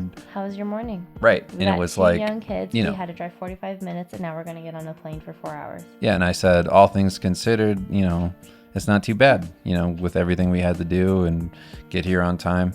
And what he took from that, he goes, all things considered. He was like, You know, I say that. I love that phrase. I say that every single day, all the time. Yeah, he's like, I use that all the time. He goes, it's just, you can just, He said, I say it with every introduction. And yeah, he goes, all things considered. And I was just like, what are you doing? He talked about it for like 5 minutes. He literally said the thing about improv conversation that Michael Scott said. But not quoting it because he's never watched The Office. Right, and he's from here, and we were in New York City, and he was walking around drunk, and he had an FDNY hat on. It's just like... I also made him do it because I thought it was hilarious. Yeah, and then he went, New York City! New York City! And we were in the bars. And there was just some dude who was hamming it up on, like, the guys who are bartenders who are Irish in places like Boston and New York, when they're like sitting there and they know you're a tourist and they just start like telling you bullshit stuff about like, Irish whiskey and back in the old country. Yeah, what my people did. Yeah, old Becky O'Loon. Yeah. It's like, oh, she could weave a tale. And like shit like that. And you're like sitting behind the bar and they're just soaking up. Wow, you're so interesting.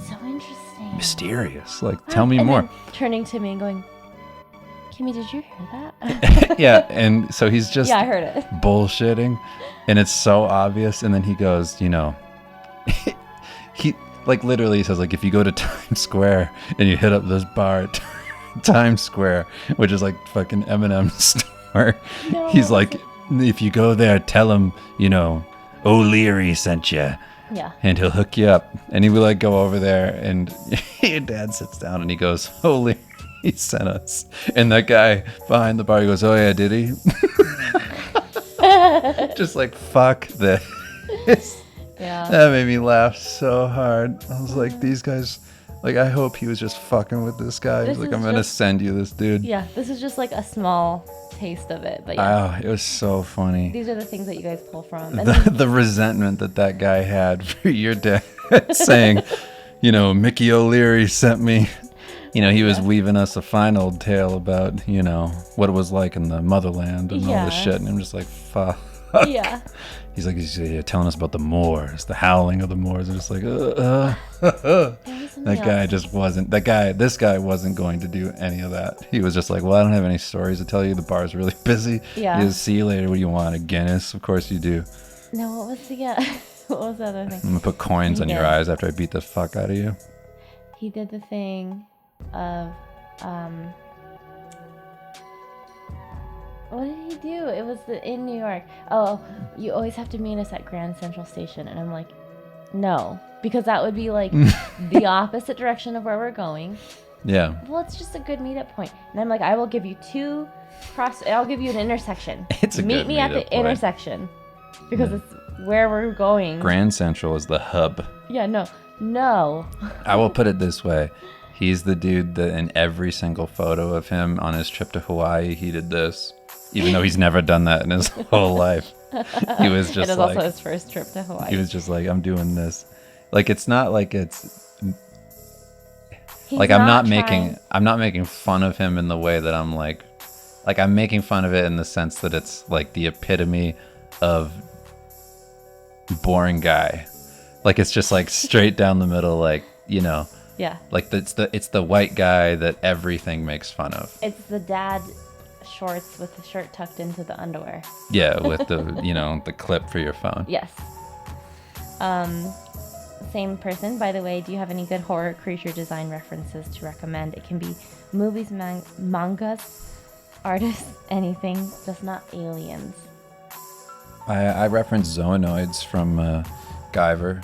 I find that design stuff's really cool. And then Berserk has a ton of really good creature design. What are the ones that I actually reference? I don't know. Not a whole lot. I mean, I tend to kind of just go with my gut on creature design. I think that's a place where I have so much in my head already of like what I would do that I don't need a whole lot of outside influence to really come to a new idea. Mm-hmm. I just, I'm a fan of things, but I don't really directly reference anything. Last question from Colorblind Draws. For Dave and Kim, before finding each other, when y'all were hustling through this cursed world of ours, I don't know if I was hustling, what was the most insane single life experience y'all had? Like going on speed dating events, or just the trashiest you've ever been when by yourself? Like gigantic dishes, mountain, trash on the floor of the house, etc. Not that those are exclusive to single people. It's just easier to fall into those bad habits if no one is holding you accountable. You young and lack discipline. I actually became a bit more disciplined being on my own, where I felt like I just needed to control something because I felt out of control in other parts of life. So it was like, at least I can clean my apartment. Yeah. At least I can like take care of things. Like I don't want to live in it. Like I'm already sad because I'm just isolated. Mm-hmm. Let's not have there be dishes. Let's not have there be like mess everywhere. Yeah. So I tried to deviate from that. Where I was a piece of shit though, was I would just kind of drink all night. Just like drink alcohol, like who gives a shit? Wake up at like 8 o'clock at night after going to bed at 2 in the afternoon. It's like I would do things like that and then be, eating shit. Like I would place my first order for breakfast at a place that was like a barbecue. I'd get like a pulled pork sandwich as a breakfast thing with like mac and cheese that had cornflakes on it. And that would be at, whatever, 8 o'clock at night, like I said, and then I'd go pick that up, and then I would eat more. Like I would probably order 2 things from the place that I ordered for breakfast so that I could eat some of it for lunch, and then drink energy drinks and shit all night, and just have a terrible body as a result. Not like I didn't actually gain a whole lot of weight, but I just felt like shit. Yeah. Like staying up all night, and you just become depressed and miserable. And then, I think at my lowest point, I hadn't actually talked to a human being in person for, I think, something like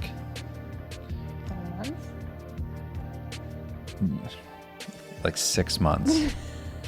Like literally, because I was, I don't know. I know, but to think that I didn't fall to depths lower than that, I was in some pit that was, underneath the pit. It was a garden basement level or whatever, garden level. No, I mean mentally. Oh. And that was a wild time. And I had a weird thing where I was so miserable that I like when I went on any kind of date type thing, like I just would destroy it. Yeah. Like I would try to be funny, like crush it. No, I would be funny in like a really dark way. Yeah. Just because I was just so in my own world, and that was how I thought. That's like what I thought was funny. Yeah. So I would just I think I just came across as very like depressed. Like I probably just came off as like a nihilist or something. And nobody liked that. So I think that I just was like, I liked to say like really corny things because I thought it was funny to be like a corny version of depressed to people. So I would almost like live in like kind of how I was talking about like writing characters. I would like live in the mind of like a character. What would this person like I would imagine them like telling somebody they knew, like I ran into this guy and he said this insane thing to me. And like that would make me laugh like in my mind, but I just needed that kind of entertainment. So it was almost like this weird way of like dealing with it where I was like, this isn't going to work out. I don't actually like care too much about this person. So I'm just going to say something that's like really weird, funny, just like let them go out into the world and spread that I'm just this like maniac guy who's cutting people up. Yeah. And that was like the weirdest place I got to, because it's just, you live in your head so long that things that are funny to you or things that make sense to you because of how you're living just aren't that. Yeah. Nobody else likes it. Yeah. And then you get perspective once you're out of it and you're like, oh my God, I must have been just like a miserable person to be around. Yeah. Yeah. I mean, I get that. I was like, I think for me when I was single, I was hanging out with other single people, and like single as in, dating.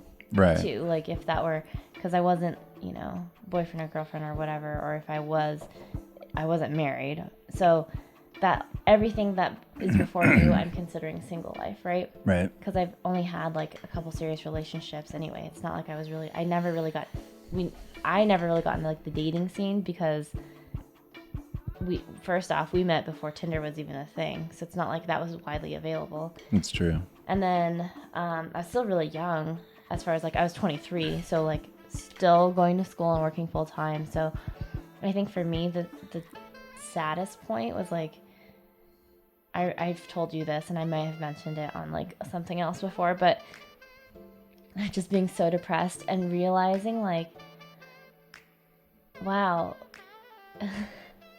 anyone I end up with, I'm not going to meet anyone new. I think I was in a club, which is like a really lame club because it's an 18 and up club and I was already like 22 at the time. And being like, anyone that I meet is going to be, I'm not going to meet anyone new. Anyone that I end up with is going to be somebody I already have met. And then I started crying because I was like, I'm just settling and I don't want to be with anyone that I've met already. And then I'm in the middle of a club and I'm crying, drinking test tube shots. And, and it's like, I'm going to just be alone forever. It's so depressing. And then like, where are my friends? And then I think, I guess one of the other things that was like insane was, I drank a lot too. I went out a lot. It was one of those things like you want to find distractions from being sad. So you're like, I'm just going to be around people.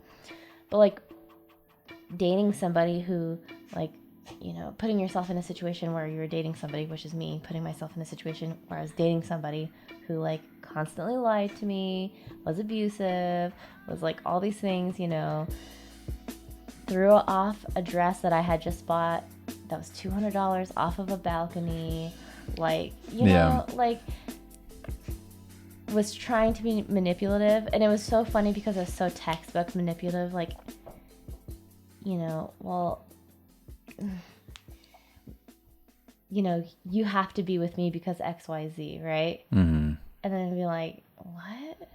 That's stupid. That's the dumbest thing I've ever heard. And I felt like I was losing my mind, like listening to somebody actively try to manipulate me. Yeah, it just sounds insane. When you're older, you'll understand that the toothpaste does not need the cap. And all those little things that you actually hate about me, you will love about me. And then I started resenting this person. And then they said, your mom loves me. And I said, you made her cry. Psychopath. Yeah. But like that's an insane situation to be in because you're like, well, it's just like somebody who's manipulative is a weird thing to be like, you're not actually working, like you're not manipulating me, I'm just watching you do this. Yeah, I'm watching you attempt to do this and it's not working. It's strange. Like it's really crazy to watch somebody try to do that. And then I think, but like being in a situation where I was in a relationship that was very, very unhealthy, mm-hmm.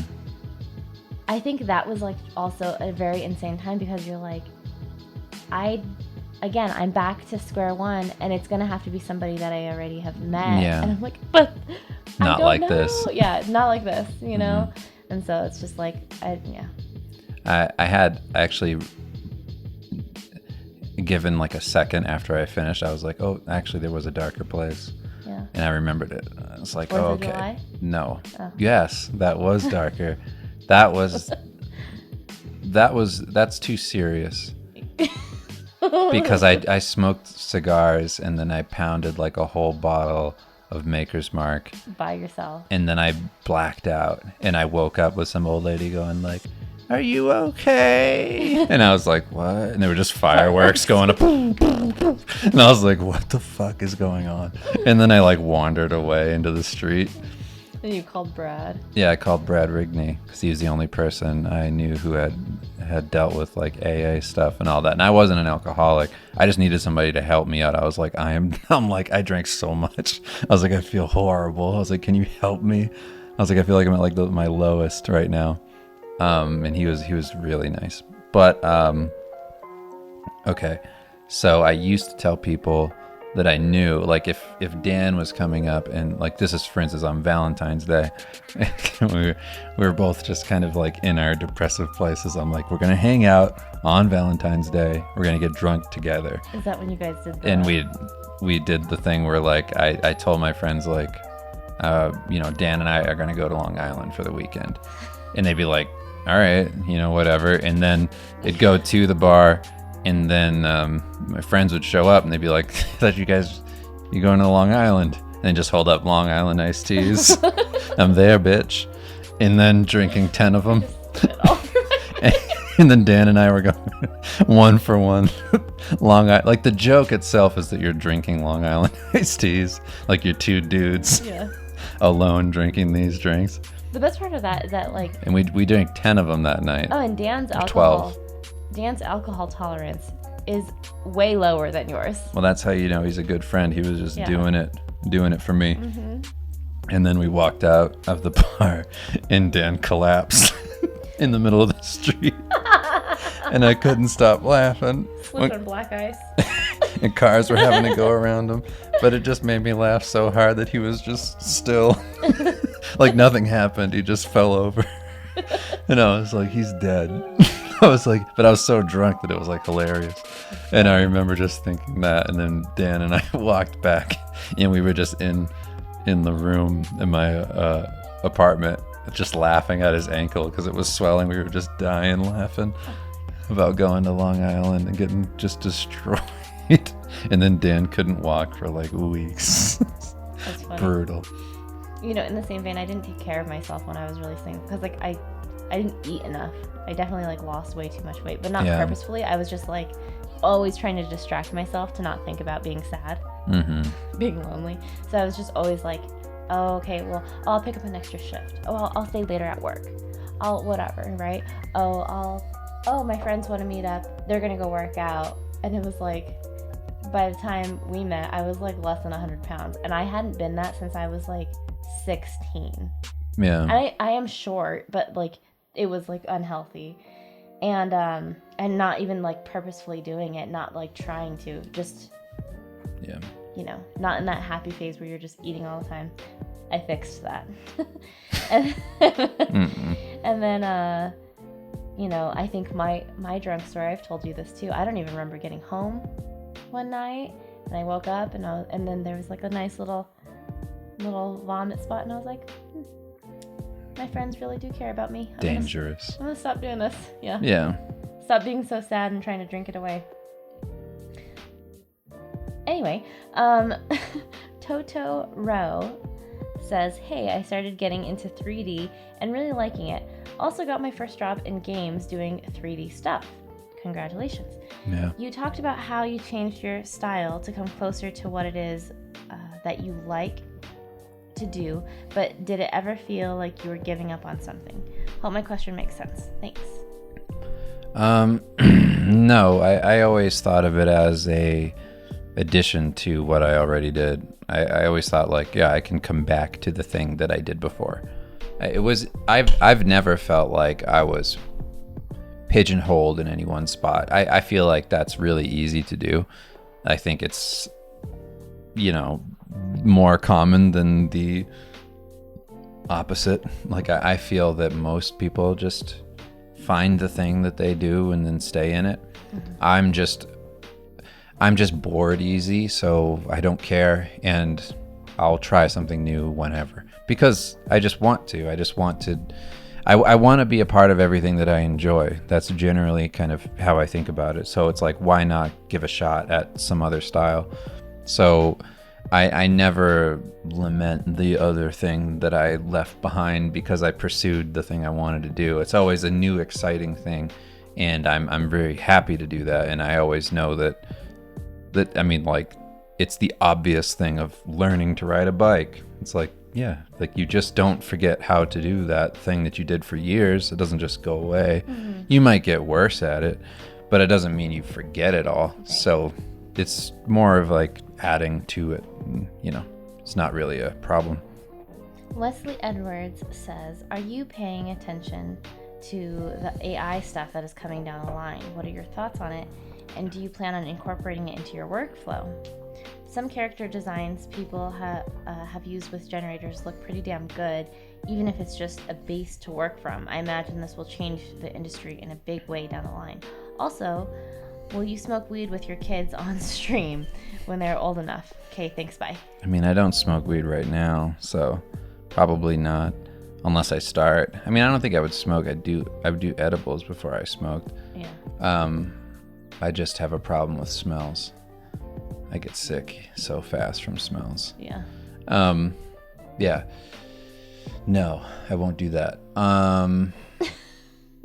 It just sounds, it's more lame than anything else. It's not even that like the experience would be the thing that I would be avoiding. It's just the idea of being that guy who does that and thinks that it's like a wild thing to do would be the thing that I don't want to be. Or even just that it would be entertaining for other people, because I think there's a very small percentage of people who would actually want to see that. Only if that's the point. Only if that's the reason it's funny, is that you're being that guy and like you're that guy and you're just leaning into it. Then that's funny, and I would do that. Like me and Dan were talking about reading ghost stories and getting high, and just being on a stream and just riffing on ghost stories. Like that would be fun to do just because it's so lame. But yeah. What was the other part of it? The beginning part? I forget because I just want to. AI stuff. AI stuff. Are you going to incorporate into your workflow? Have you been paying attention to it? I won't do it because I just feel like eventually that'll homogenize everything. That it'll, like, I would be shocked if you could get to a point, I mean, maybe it will happen, where you could actually have it be something convincing that it were not, that not from a person. Like, I would be so surprised if it got to that level, which I don't, like, I feel in some way it'll be that way. Like, it's the same thing with, like, people do that thing of photo bashing, and those are people doing that. But to me, that's AI. Like, it might as well be AI to me for how a lot of that looks just computer generated and haphazard and kind of like the initial part of an idea. Like, it doesn't feel very realized. So I think there will be plenty of opportunity to use that, and it'll definitely be a tool that people bring into their workflow. For me personally, I'm not interested in that because I'm interested in things that just are very simple, strong, solid foundation, and it just works on a basic level. And then there's the ideas that are so counterintuitive that they work, and you can't predict that. Like, I don't know, maybe you can, maybe I'm wrong. Maybe eventually that makes sense of like, what's the thing that's going to come out of left field that's a whole new idea, not based on everything that came before, that is a contrast to all that's popular, and then it pops and becomes the new thing. Like, I don't know if AI could do that. I don't know if AI could anticipate what hasn't been done and what will truly work. They might know what works from a whole range of things that have come before, and it can build off of that or make other versions of things that pre-exist based on what's popular. But I don't think that it will come up with some fresh new idea that nobody's thought of. Well, if people are just using it as a base, it would allow people who are less skilled potentially to jump up into positions that they may not have been able to before. I mean, potentially. I mean, let's say I can't draw at all. I mean, that's debatable.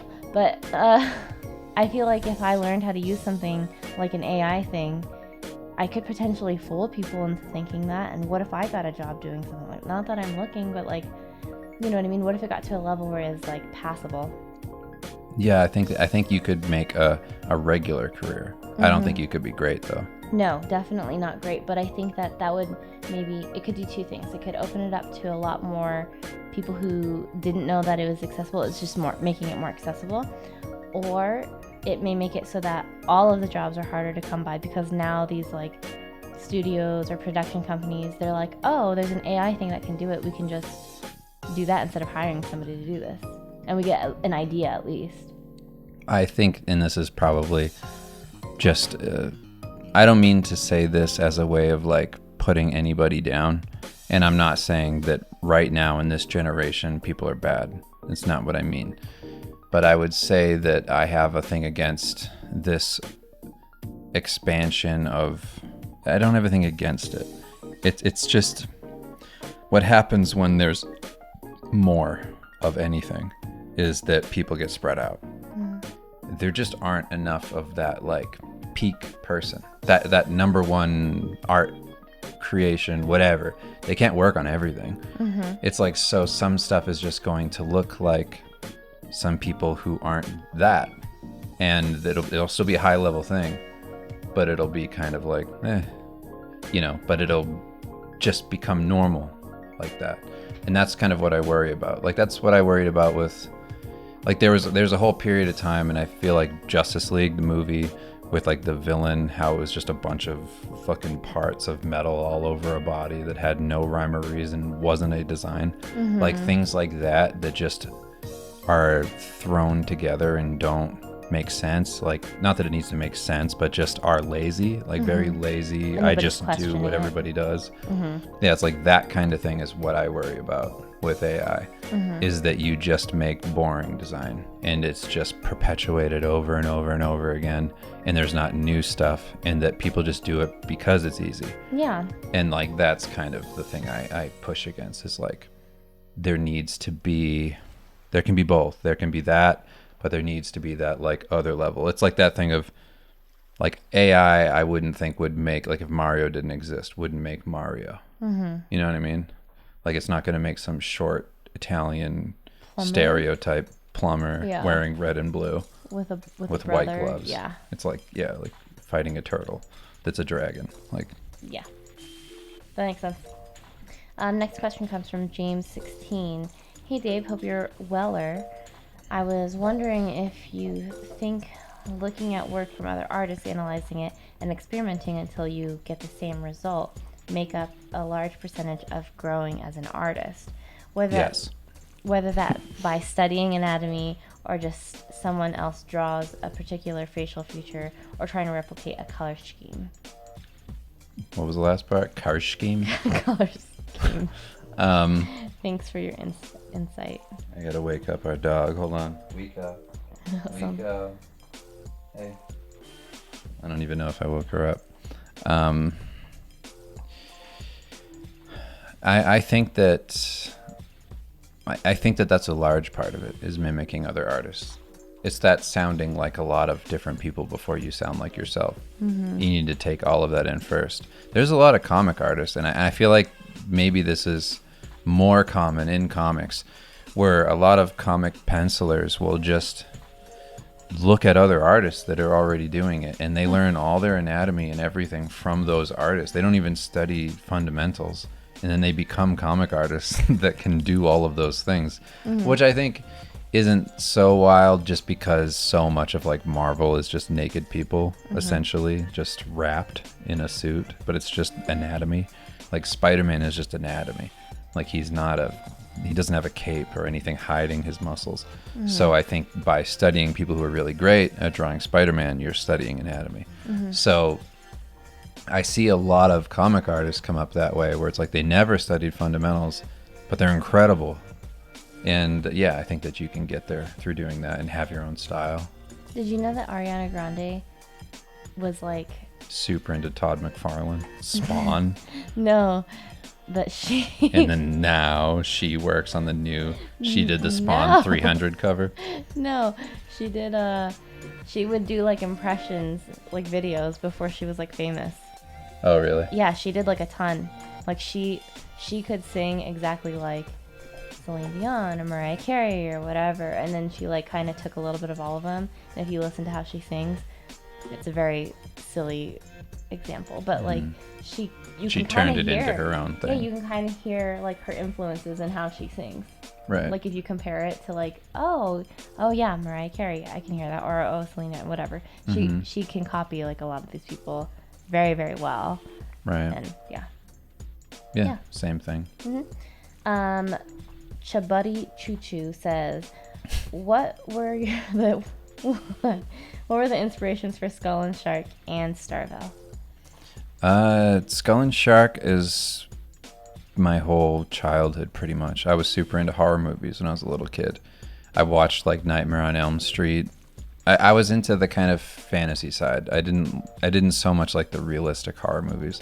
I liked the 80s like high fantasy kind of horror movies. Like so that kind of leans into Skull and Shark, like the what would you, I forget his name, John Carpenter's movies, like the way that Big Trouble in Little China has like horror elements, like, and I didn't even take them as jokes when I was a kid. Like I watched all of that, like even like Freddy Krueger, he's kind of funny, but I took it very serious. I was like, this is just awesome. I was like, I love this. And I would have nightmares and things, but I still was like so into it. It's like, you know, eating spicy food is like fucking, it hurts, but like I just want more. It's like your pain receptors going off. Yeah. I like it. I like the pain. Yeah, like nightmares, but I was just like, but I love Freddy. Yeah, that was most of my experience growing up. So I took all of that, and then obviously I had influence from anime and things. So it's like taking those examples, applying them to other things that I grew up with, and then making like Skull and Shark, which is like this, you know, duo that's kind of like superhero-ish, but not, but also horror. It's like that was kind of where that came from. And it was just initial idea. I just wrote down Skull and Shark on a piece of paper, and I was like, that's a cool combination of words. And I was like, I'll just turn that into something. That is how I come up with stuff a lot of times. I just write a phrase or something. Like Starvale is a word first. Like Starvale is just a thing, and then I'm like, oh, that's cool. What is it? What does it make you feel? What does it make? Yeah. Yeah, and then Starvale, I had the idea of just, well, Starvale actually, the beginning of it comes from the first Bali workshop in Indonesia. We wanted to have a challenge for the group there to come up with some ideas before the workshop, and Starvale was the name of that challenge. So I just came up with the name, and then kind of was like, yeah, design this anime thing. And then I just went with it and started coming up with a bunch of ideas, you know, for what it could be to me. And then it blew up and just became like, oh, this is cool. Like it's almost like in my mind, the way I was drawing it, I was thinking of nostalgia type of, nostalgic things for me. Like I used to look through old comics when I was a kid, and this place called Books and Bulk Cards, and they had like bins of like old comics from like the 70s and 80s, and I would just go through it and be like, oh, these are awesome. Like I love the way it looks. And I liked the way it looked texturally. Like I liked the way the pages were printed on. I liked the faded colors. I liked everything about that. Like the texture to them was what drew me to them. The age of them. And I used to just buy them, and I would just have them in my room as a kid, and they'd be like falling apart. And I just thought like, oh, these look so cool. Like I love the idea of that kind of print aging. And that's what it ended up looking. So I like colorized my lines. I made them look duller. I had like noise to it and paper texture.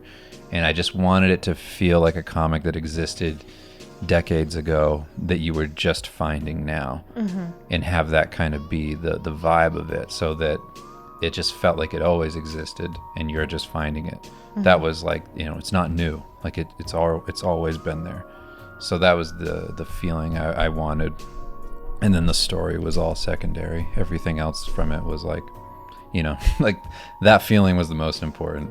And then from there came up with other stuff. But yeah, that's where it started. Stories changed a lot too. Yeah, it's been a million things. I write short stories for it, and, you know, come up with a lot of different ideas. Next one comes from Anton.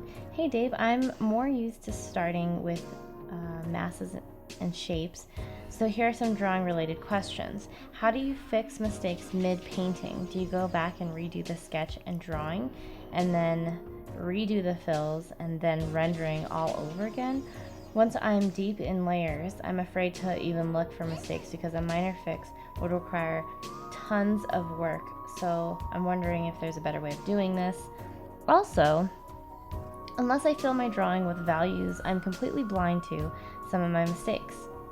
I can turn off fills and literally see no problems with my work, although I already identified them a moment ago.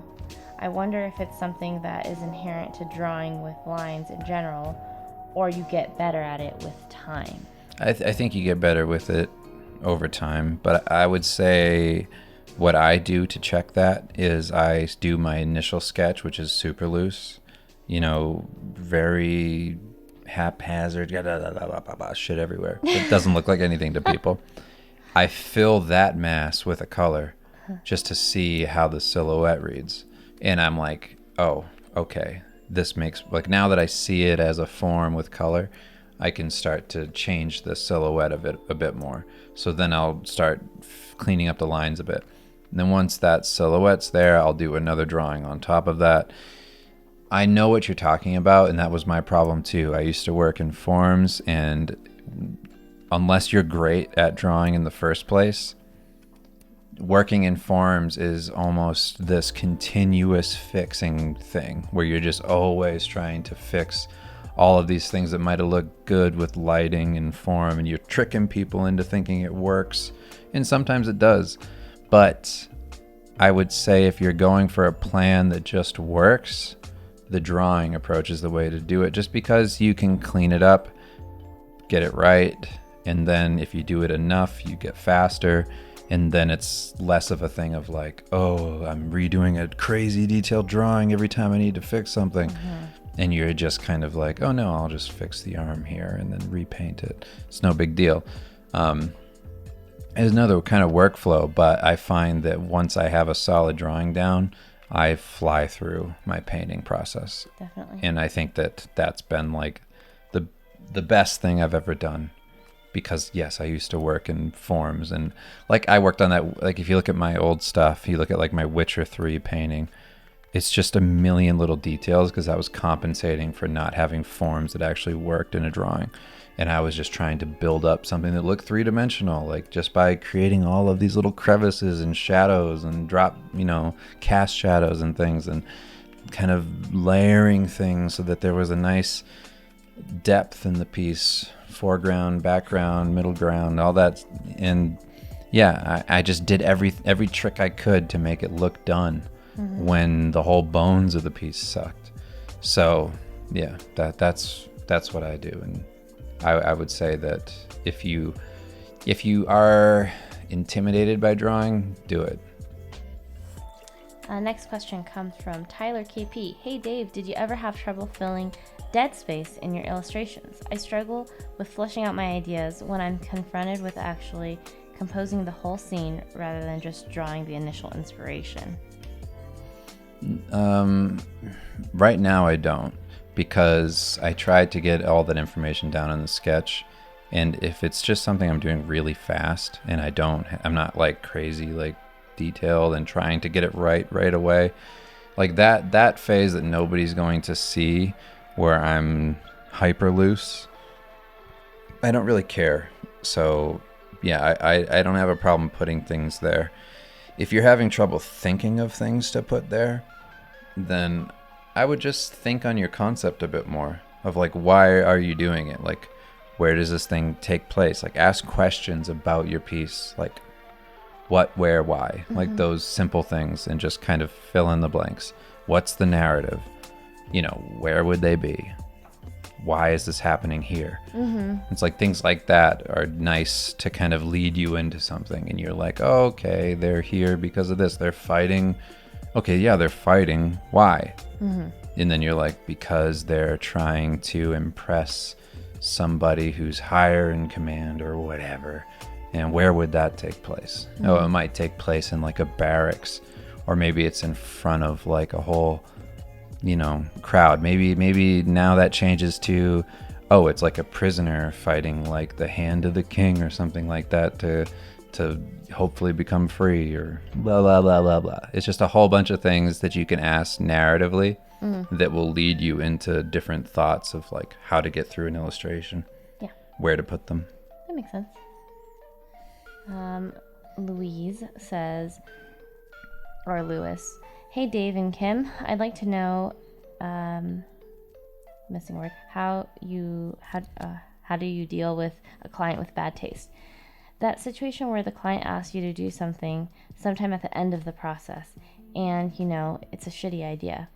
I'm trying to guide them guide them, explain why it's a bad idea, and propose an alternative solution. But it's hard to not to sound like an asshole. Thanks for everything. I've said this before, so I'll be kind of brief on it. I always say with those clients that you do their version, what they want. And then even if they don't ask, just be like, I also did, I was, be kind about it. Don't say like, I improved it. Just say, I was thinking about it and I thought this might also be a cool solution or something like that. Yeah. And offer another version of what you would like to do with it, what you think would work. That's kind of how I would work around it. That's a good idea. Just show them what they want, show them what you do. That's really it. That's what I do on all of those jobs. Last question. Really? This is the last one for September's Q&A. We just passed 2 hours. Yeah, there we go. Tooth Goblin says, "Hey Dave and Kim, just want to say thanks for being the creamiest homie out there. I'm having fun with the F-Zero challenge, and it's made me more motivated to do art. Great. Here's my question. I have this dilemma where I constantly feel as though I'm doing something wrong.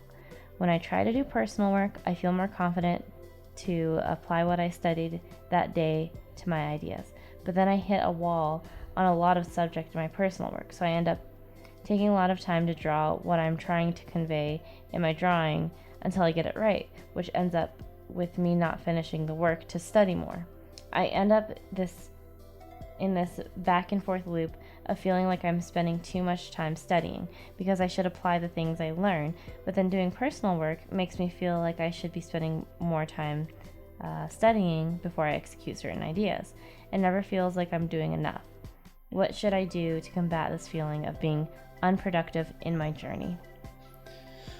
Okay. You need to stop doing that in your personal work all the time. Take note for sure and do your best to fix the things. Like be aware of what's wrong. But you need to finish that regardless.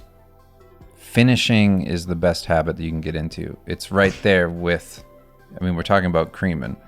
So the climax, come on. Most important part. It's the most important part, And it doesn't matter where you do it, on your belly, on the floor, in the toilet, like we talked about in part 1. Or with somebody you care about, Yeah. The whole point is that you want to get in good habits. You're trying to get in a good habit of studying, so that's what you're thinking about. But if you're saying that you're stopping this other thing that you also should be developing, that's a problem, because that is the job. That's what you're doing. You're trying to studies is just a part of it. It's just a piece of the thing. It's not all of it. And it's not like if you become great at drawing fingers, you'll have amazing ideas, or that you'll be able to just knock stuff out. Yeah, it's like I've been practicing. I've been drawing this pelvis for weeks, and now I can finally do that wizard I've been talking about. It's like, that is not how they work. They complement each other, and it helps to know those things. But just finish stuff. I'm being serious. It's like the finishing things part is almost more important than the studies. If you never do anything, why are you studying? Right. What's all the work for? What is it? You have to get in the habit of, I'm going to finish this even if I don't like it. Yeah. I do that I compromise all the time on pieces. Could I have spent even more time on that stupid Bloodborne piece? Yes, I could have, but it needed to be done. I'm never going to be the perfect version of me in a painting. Who cares? Just put it out, move on. You made mistakes in that painting, so the next one, try not to. But finish everything that you do, because developing that habit makes life far less intimidating. It makes your career less intimidating.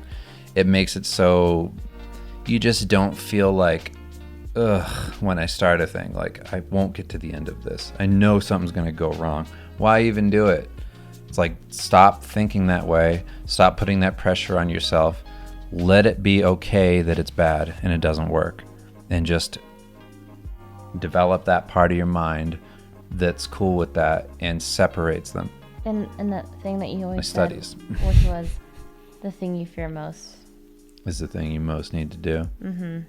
Yeah, I think that that's applicable here in terms of like, you're obviously worried about having problems in your work. Mm-hmm. You just need to get through that. Write and that let down there on a be sticky problems. note and put it right there on your computer so that you know you have to face that fear every time. And we talked about it in part 1 as well, having a schedule. 2 hours of study time, whatever it is, dedicate that just to studies. And then the rest of the time, don't even think about it. Yeah, I mean, at a certain point, it's like, you need to be, like, I don't think now about, like, I'm not actively studying anatomy while I'm sketching things out. I'm just using what's living in the back of my head from doing so many studies. Mm-hmm. It's going to be that way eventually. In the meantime, though, do things. Mm-hmm. That same thing you're talking about is applicable to comics as well. And you could say, the story's not perfect. I keep finding holes in this. I keep finding a million reasons why now I can't just draw it. It's like, now I can't just develop this thing. It's like, no, be bad at it. Be bad at it, but have it be something you did. That's more important than doing nothing. Yeah. It's like, it should be something like, and then you think, oh, but all of this bad work that's going to exist, that's going to epitomize me. Like, that's going to be me. No, it won't. I promise you it won't. Not if you get better. Not if you go down that route of the successful kind of mindset of just like, nope, I'm just going to keep going. Just keep building. Just keep growing. Just keep doing it. It's like, eventually that part of you, like, think of how many actors in movies now that are huge, like, started in shitty movies and couldn't act and whatever, and then eventually they're famous. Nobody remembers the old stuff. They might make like a meme of it or make fun of it on like a talk show or something like that, but it's fun, and everybody's like, ha ha ha, look how much you fucking sucked, but now you're amazing and everybody respects you. It's like that same thing happens with music. Look at John Krasinski. Yeah, it's like, I think of like, you know, SoundCloud rappers. It's like they start there and it's like a meme to make fun of that. And then how many of them have been successful? You know, like, look at like somebody like Post Malone. It's like, he just started making weird stuff, whatever. It just became internet famous, and then the biggest dude for like a long time, still humongous. And it's like, that same thing applies to art. It's everything. That applies to a lot. It's human. I mean, yeah, in life too. I was just thinking, you know, me with the analogies, but I could apply that to like wanting to lose weight and wanting to take like a starting point picture, or not even wanting to take pictures because I'm like, I'm not at the weight that I want to be at yet. I don't really want to take pictures. I don't want to do whatever. But like, having pictures in any moment, first off, very important because we have children. It's always like memories, right? Always to have like memories with them and whatever. But like, being able to look back on pictures and see the progress that you've made, being able to look back on pieces that you have completed, and then seeing where you've come, you know, after however many months of doing so, and saying like, wow, I've come a long way. Right. Because what do you have to look back on if it's incomplete? What do you have to look back on if you don't take the picture? Right. Nothing. You have no baseline to compare yourself to, really, if nothing's complete. And you need to know the final measure of you. You need to know what you look like when you do your best in order to really pass judgment on where you're at. Yeah. Because if you never see what that version of you is that's the most you can do right now, then you don't really know where you're going or where you stand. It's or like, that's, if you've improved. Yeah. So I don't know. I know we're just beating it to death and whatever, but I do think that that's the number one takeaway from your question is just to be less hard on yourself, but also be hard on yourself. Yeah. Be hard on yourself when you're doing those things. Be critical of what happens after you finish it so that you know where to go, but do it anyway. Yeah. That's it. Yeah. I just wanted to say a quick thank you before you give your final goodbye. All of the Discord conversations, interactions, contributions has been really great. It's been really fun to see everyone. I know I don't always post on there, but I do look at what everyone posts. Oh yeah, you look at it every day. Yeah. Everyone, it's so nice to see everyone like posting and interacting with each other, and definitely being way more active than it was before I had come on. And also, thank you for all the positive feedback on the last Q&A and for being very encouraging and welcoming. And I appreciate you all, and I appreciate all the questions, and I'm glad I can help, add to this, and I'm not taking away from it. I mean, we look at the Discord, beginning and end of the day kind of thing. Mm-hmm. And I was honestly shocked at how many people are participating in the F-Zero. I was just like, I'm pretty hyped on it. Because I was hoping that would be the case, that, we'd have a community thing going where people would jump on it. But I was like, maybe it'll be slow to start. Mm-hmm. And, once it becomes regular, it'll become a thing where people actually are like into it and do it. Mm-hmm. But yeah, seeing what everybody's done so far, I was like, wow, like this is awesome. Like I was hoping for this, but I didn't have the expectation of like, oh, it's definitely going to happen. Yeah. First time. Because that's not the way it was in the past. Like doing challenges, it was like a ramping up to it. It's like we needed to build the idea that it was happening, and then people would start doing it. But and like us, it's really cool. We know that people have jobs and children and spouses and homes to take care of and pets and all of these things. Oh, it's a big deal to ask somebody to take something on just for the hell of it. So we've talked about this. We really appreciate all of you. Oh, of course. I mean, I like the goodbye here is really just me wanting to say that it's very flattering to see like all of you come out and do this sort of thing for the community here, and just for me to kind of just go over everything and do what I can to help, because so many people help me. And I just want to be able to do that for anybody else. Like that's why I tried to like make anything that I do really affordable. And I think about that a lot, of like, obviously we still need to make money to eat and be people. I can't just give shit away for free unless we have sponsors or something. Yeah, we have children. It's like, but that's why like it's only $5 for like videos and shit. And that's why all my videos are like $10-15 at most. Yeah. And like I think about that a lot, of like just giving things to people as cheaply as possible, just because access to me is the most important thing. And to just see things be taken seriously given that is really nice, because I'd always heard anybody I talk to who does business stuff, they always say I'm stupid for doing that. Mm-hmm. Because what you're supposed to do in business is you're supposed to create, like, people attribute worth to money. So people will be more likely to actually participate or do the thing in general, or buy it and actually watch it if you charge more. Mm-hmm. Because they think, I spent this, I need to actually like do it. Right. Which psychologically, I guess that is true. But then at the same time, it's like the people who are really serious about a thing, mm-hmm. it's like, yeah, like why do that to them? Yeah. Like, because only a certain percentage of people are actually going to take your advice. Yeah. Like I used to say that all the time, like on old live streams and things, was like, I'm saying all of these things with full knowledge that 98% of you won't do anything. Oh, yeah. Like you won't do anything. Mm-hmm. You won't actually go through with it and push yourself to the point where you will accomplish your goals. Because how many people accomplish their goals? It's so hard to do something you like, to have that discipline. Some of it comes from not believing or trusting the process, or not not taking your word for what it Right.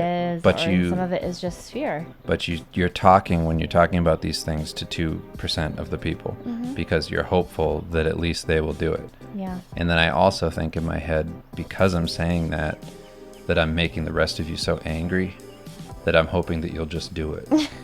Because you're like, fuck that. Fuck Could be you for wrong. saying I'm a loser. Old man. I mean, I do think that, because I'm talking to myself. That's what I would do. Yeah. If somebody I'll show if you. somebody told me that, I would say I'll show you and just do it anyway. I know. So that's why Gosh, why everything's set up this way. our children are going to be so stubborn because we're the same. Yeah. In that way. But if you didn't have a chance to participate in this last challenge that Dave put out, well, it's still open until October s- 13th. Was it the 13th? I thought it was believe- the 16th. 16th. I don't know. We do plan on doing it again. This is a first run on these things. We're still figuring some things out and want to make this as seamless as possible before we just add a bunch of new stuff and then nothing happens with it. So, seeing the success of this, we will definitely repeat this in the future. Yeah, there'll be another one. So, But yeah, I'll talk to you all soon. Thanks for all your support. thanks. Hope you're doing well. Appreciate all the questions, and yeah, we'll do another Q&A and more things to announce and work through. But yeah, talk to you all later. Bye.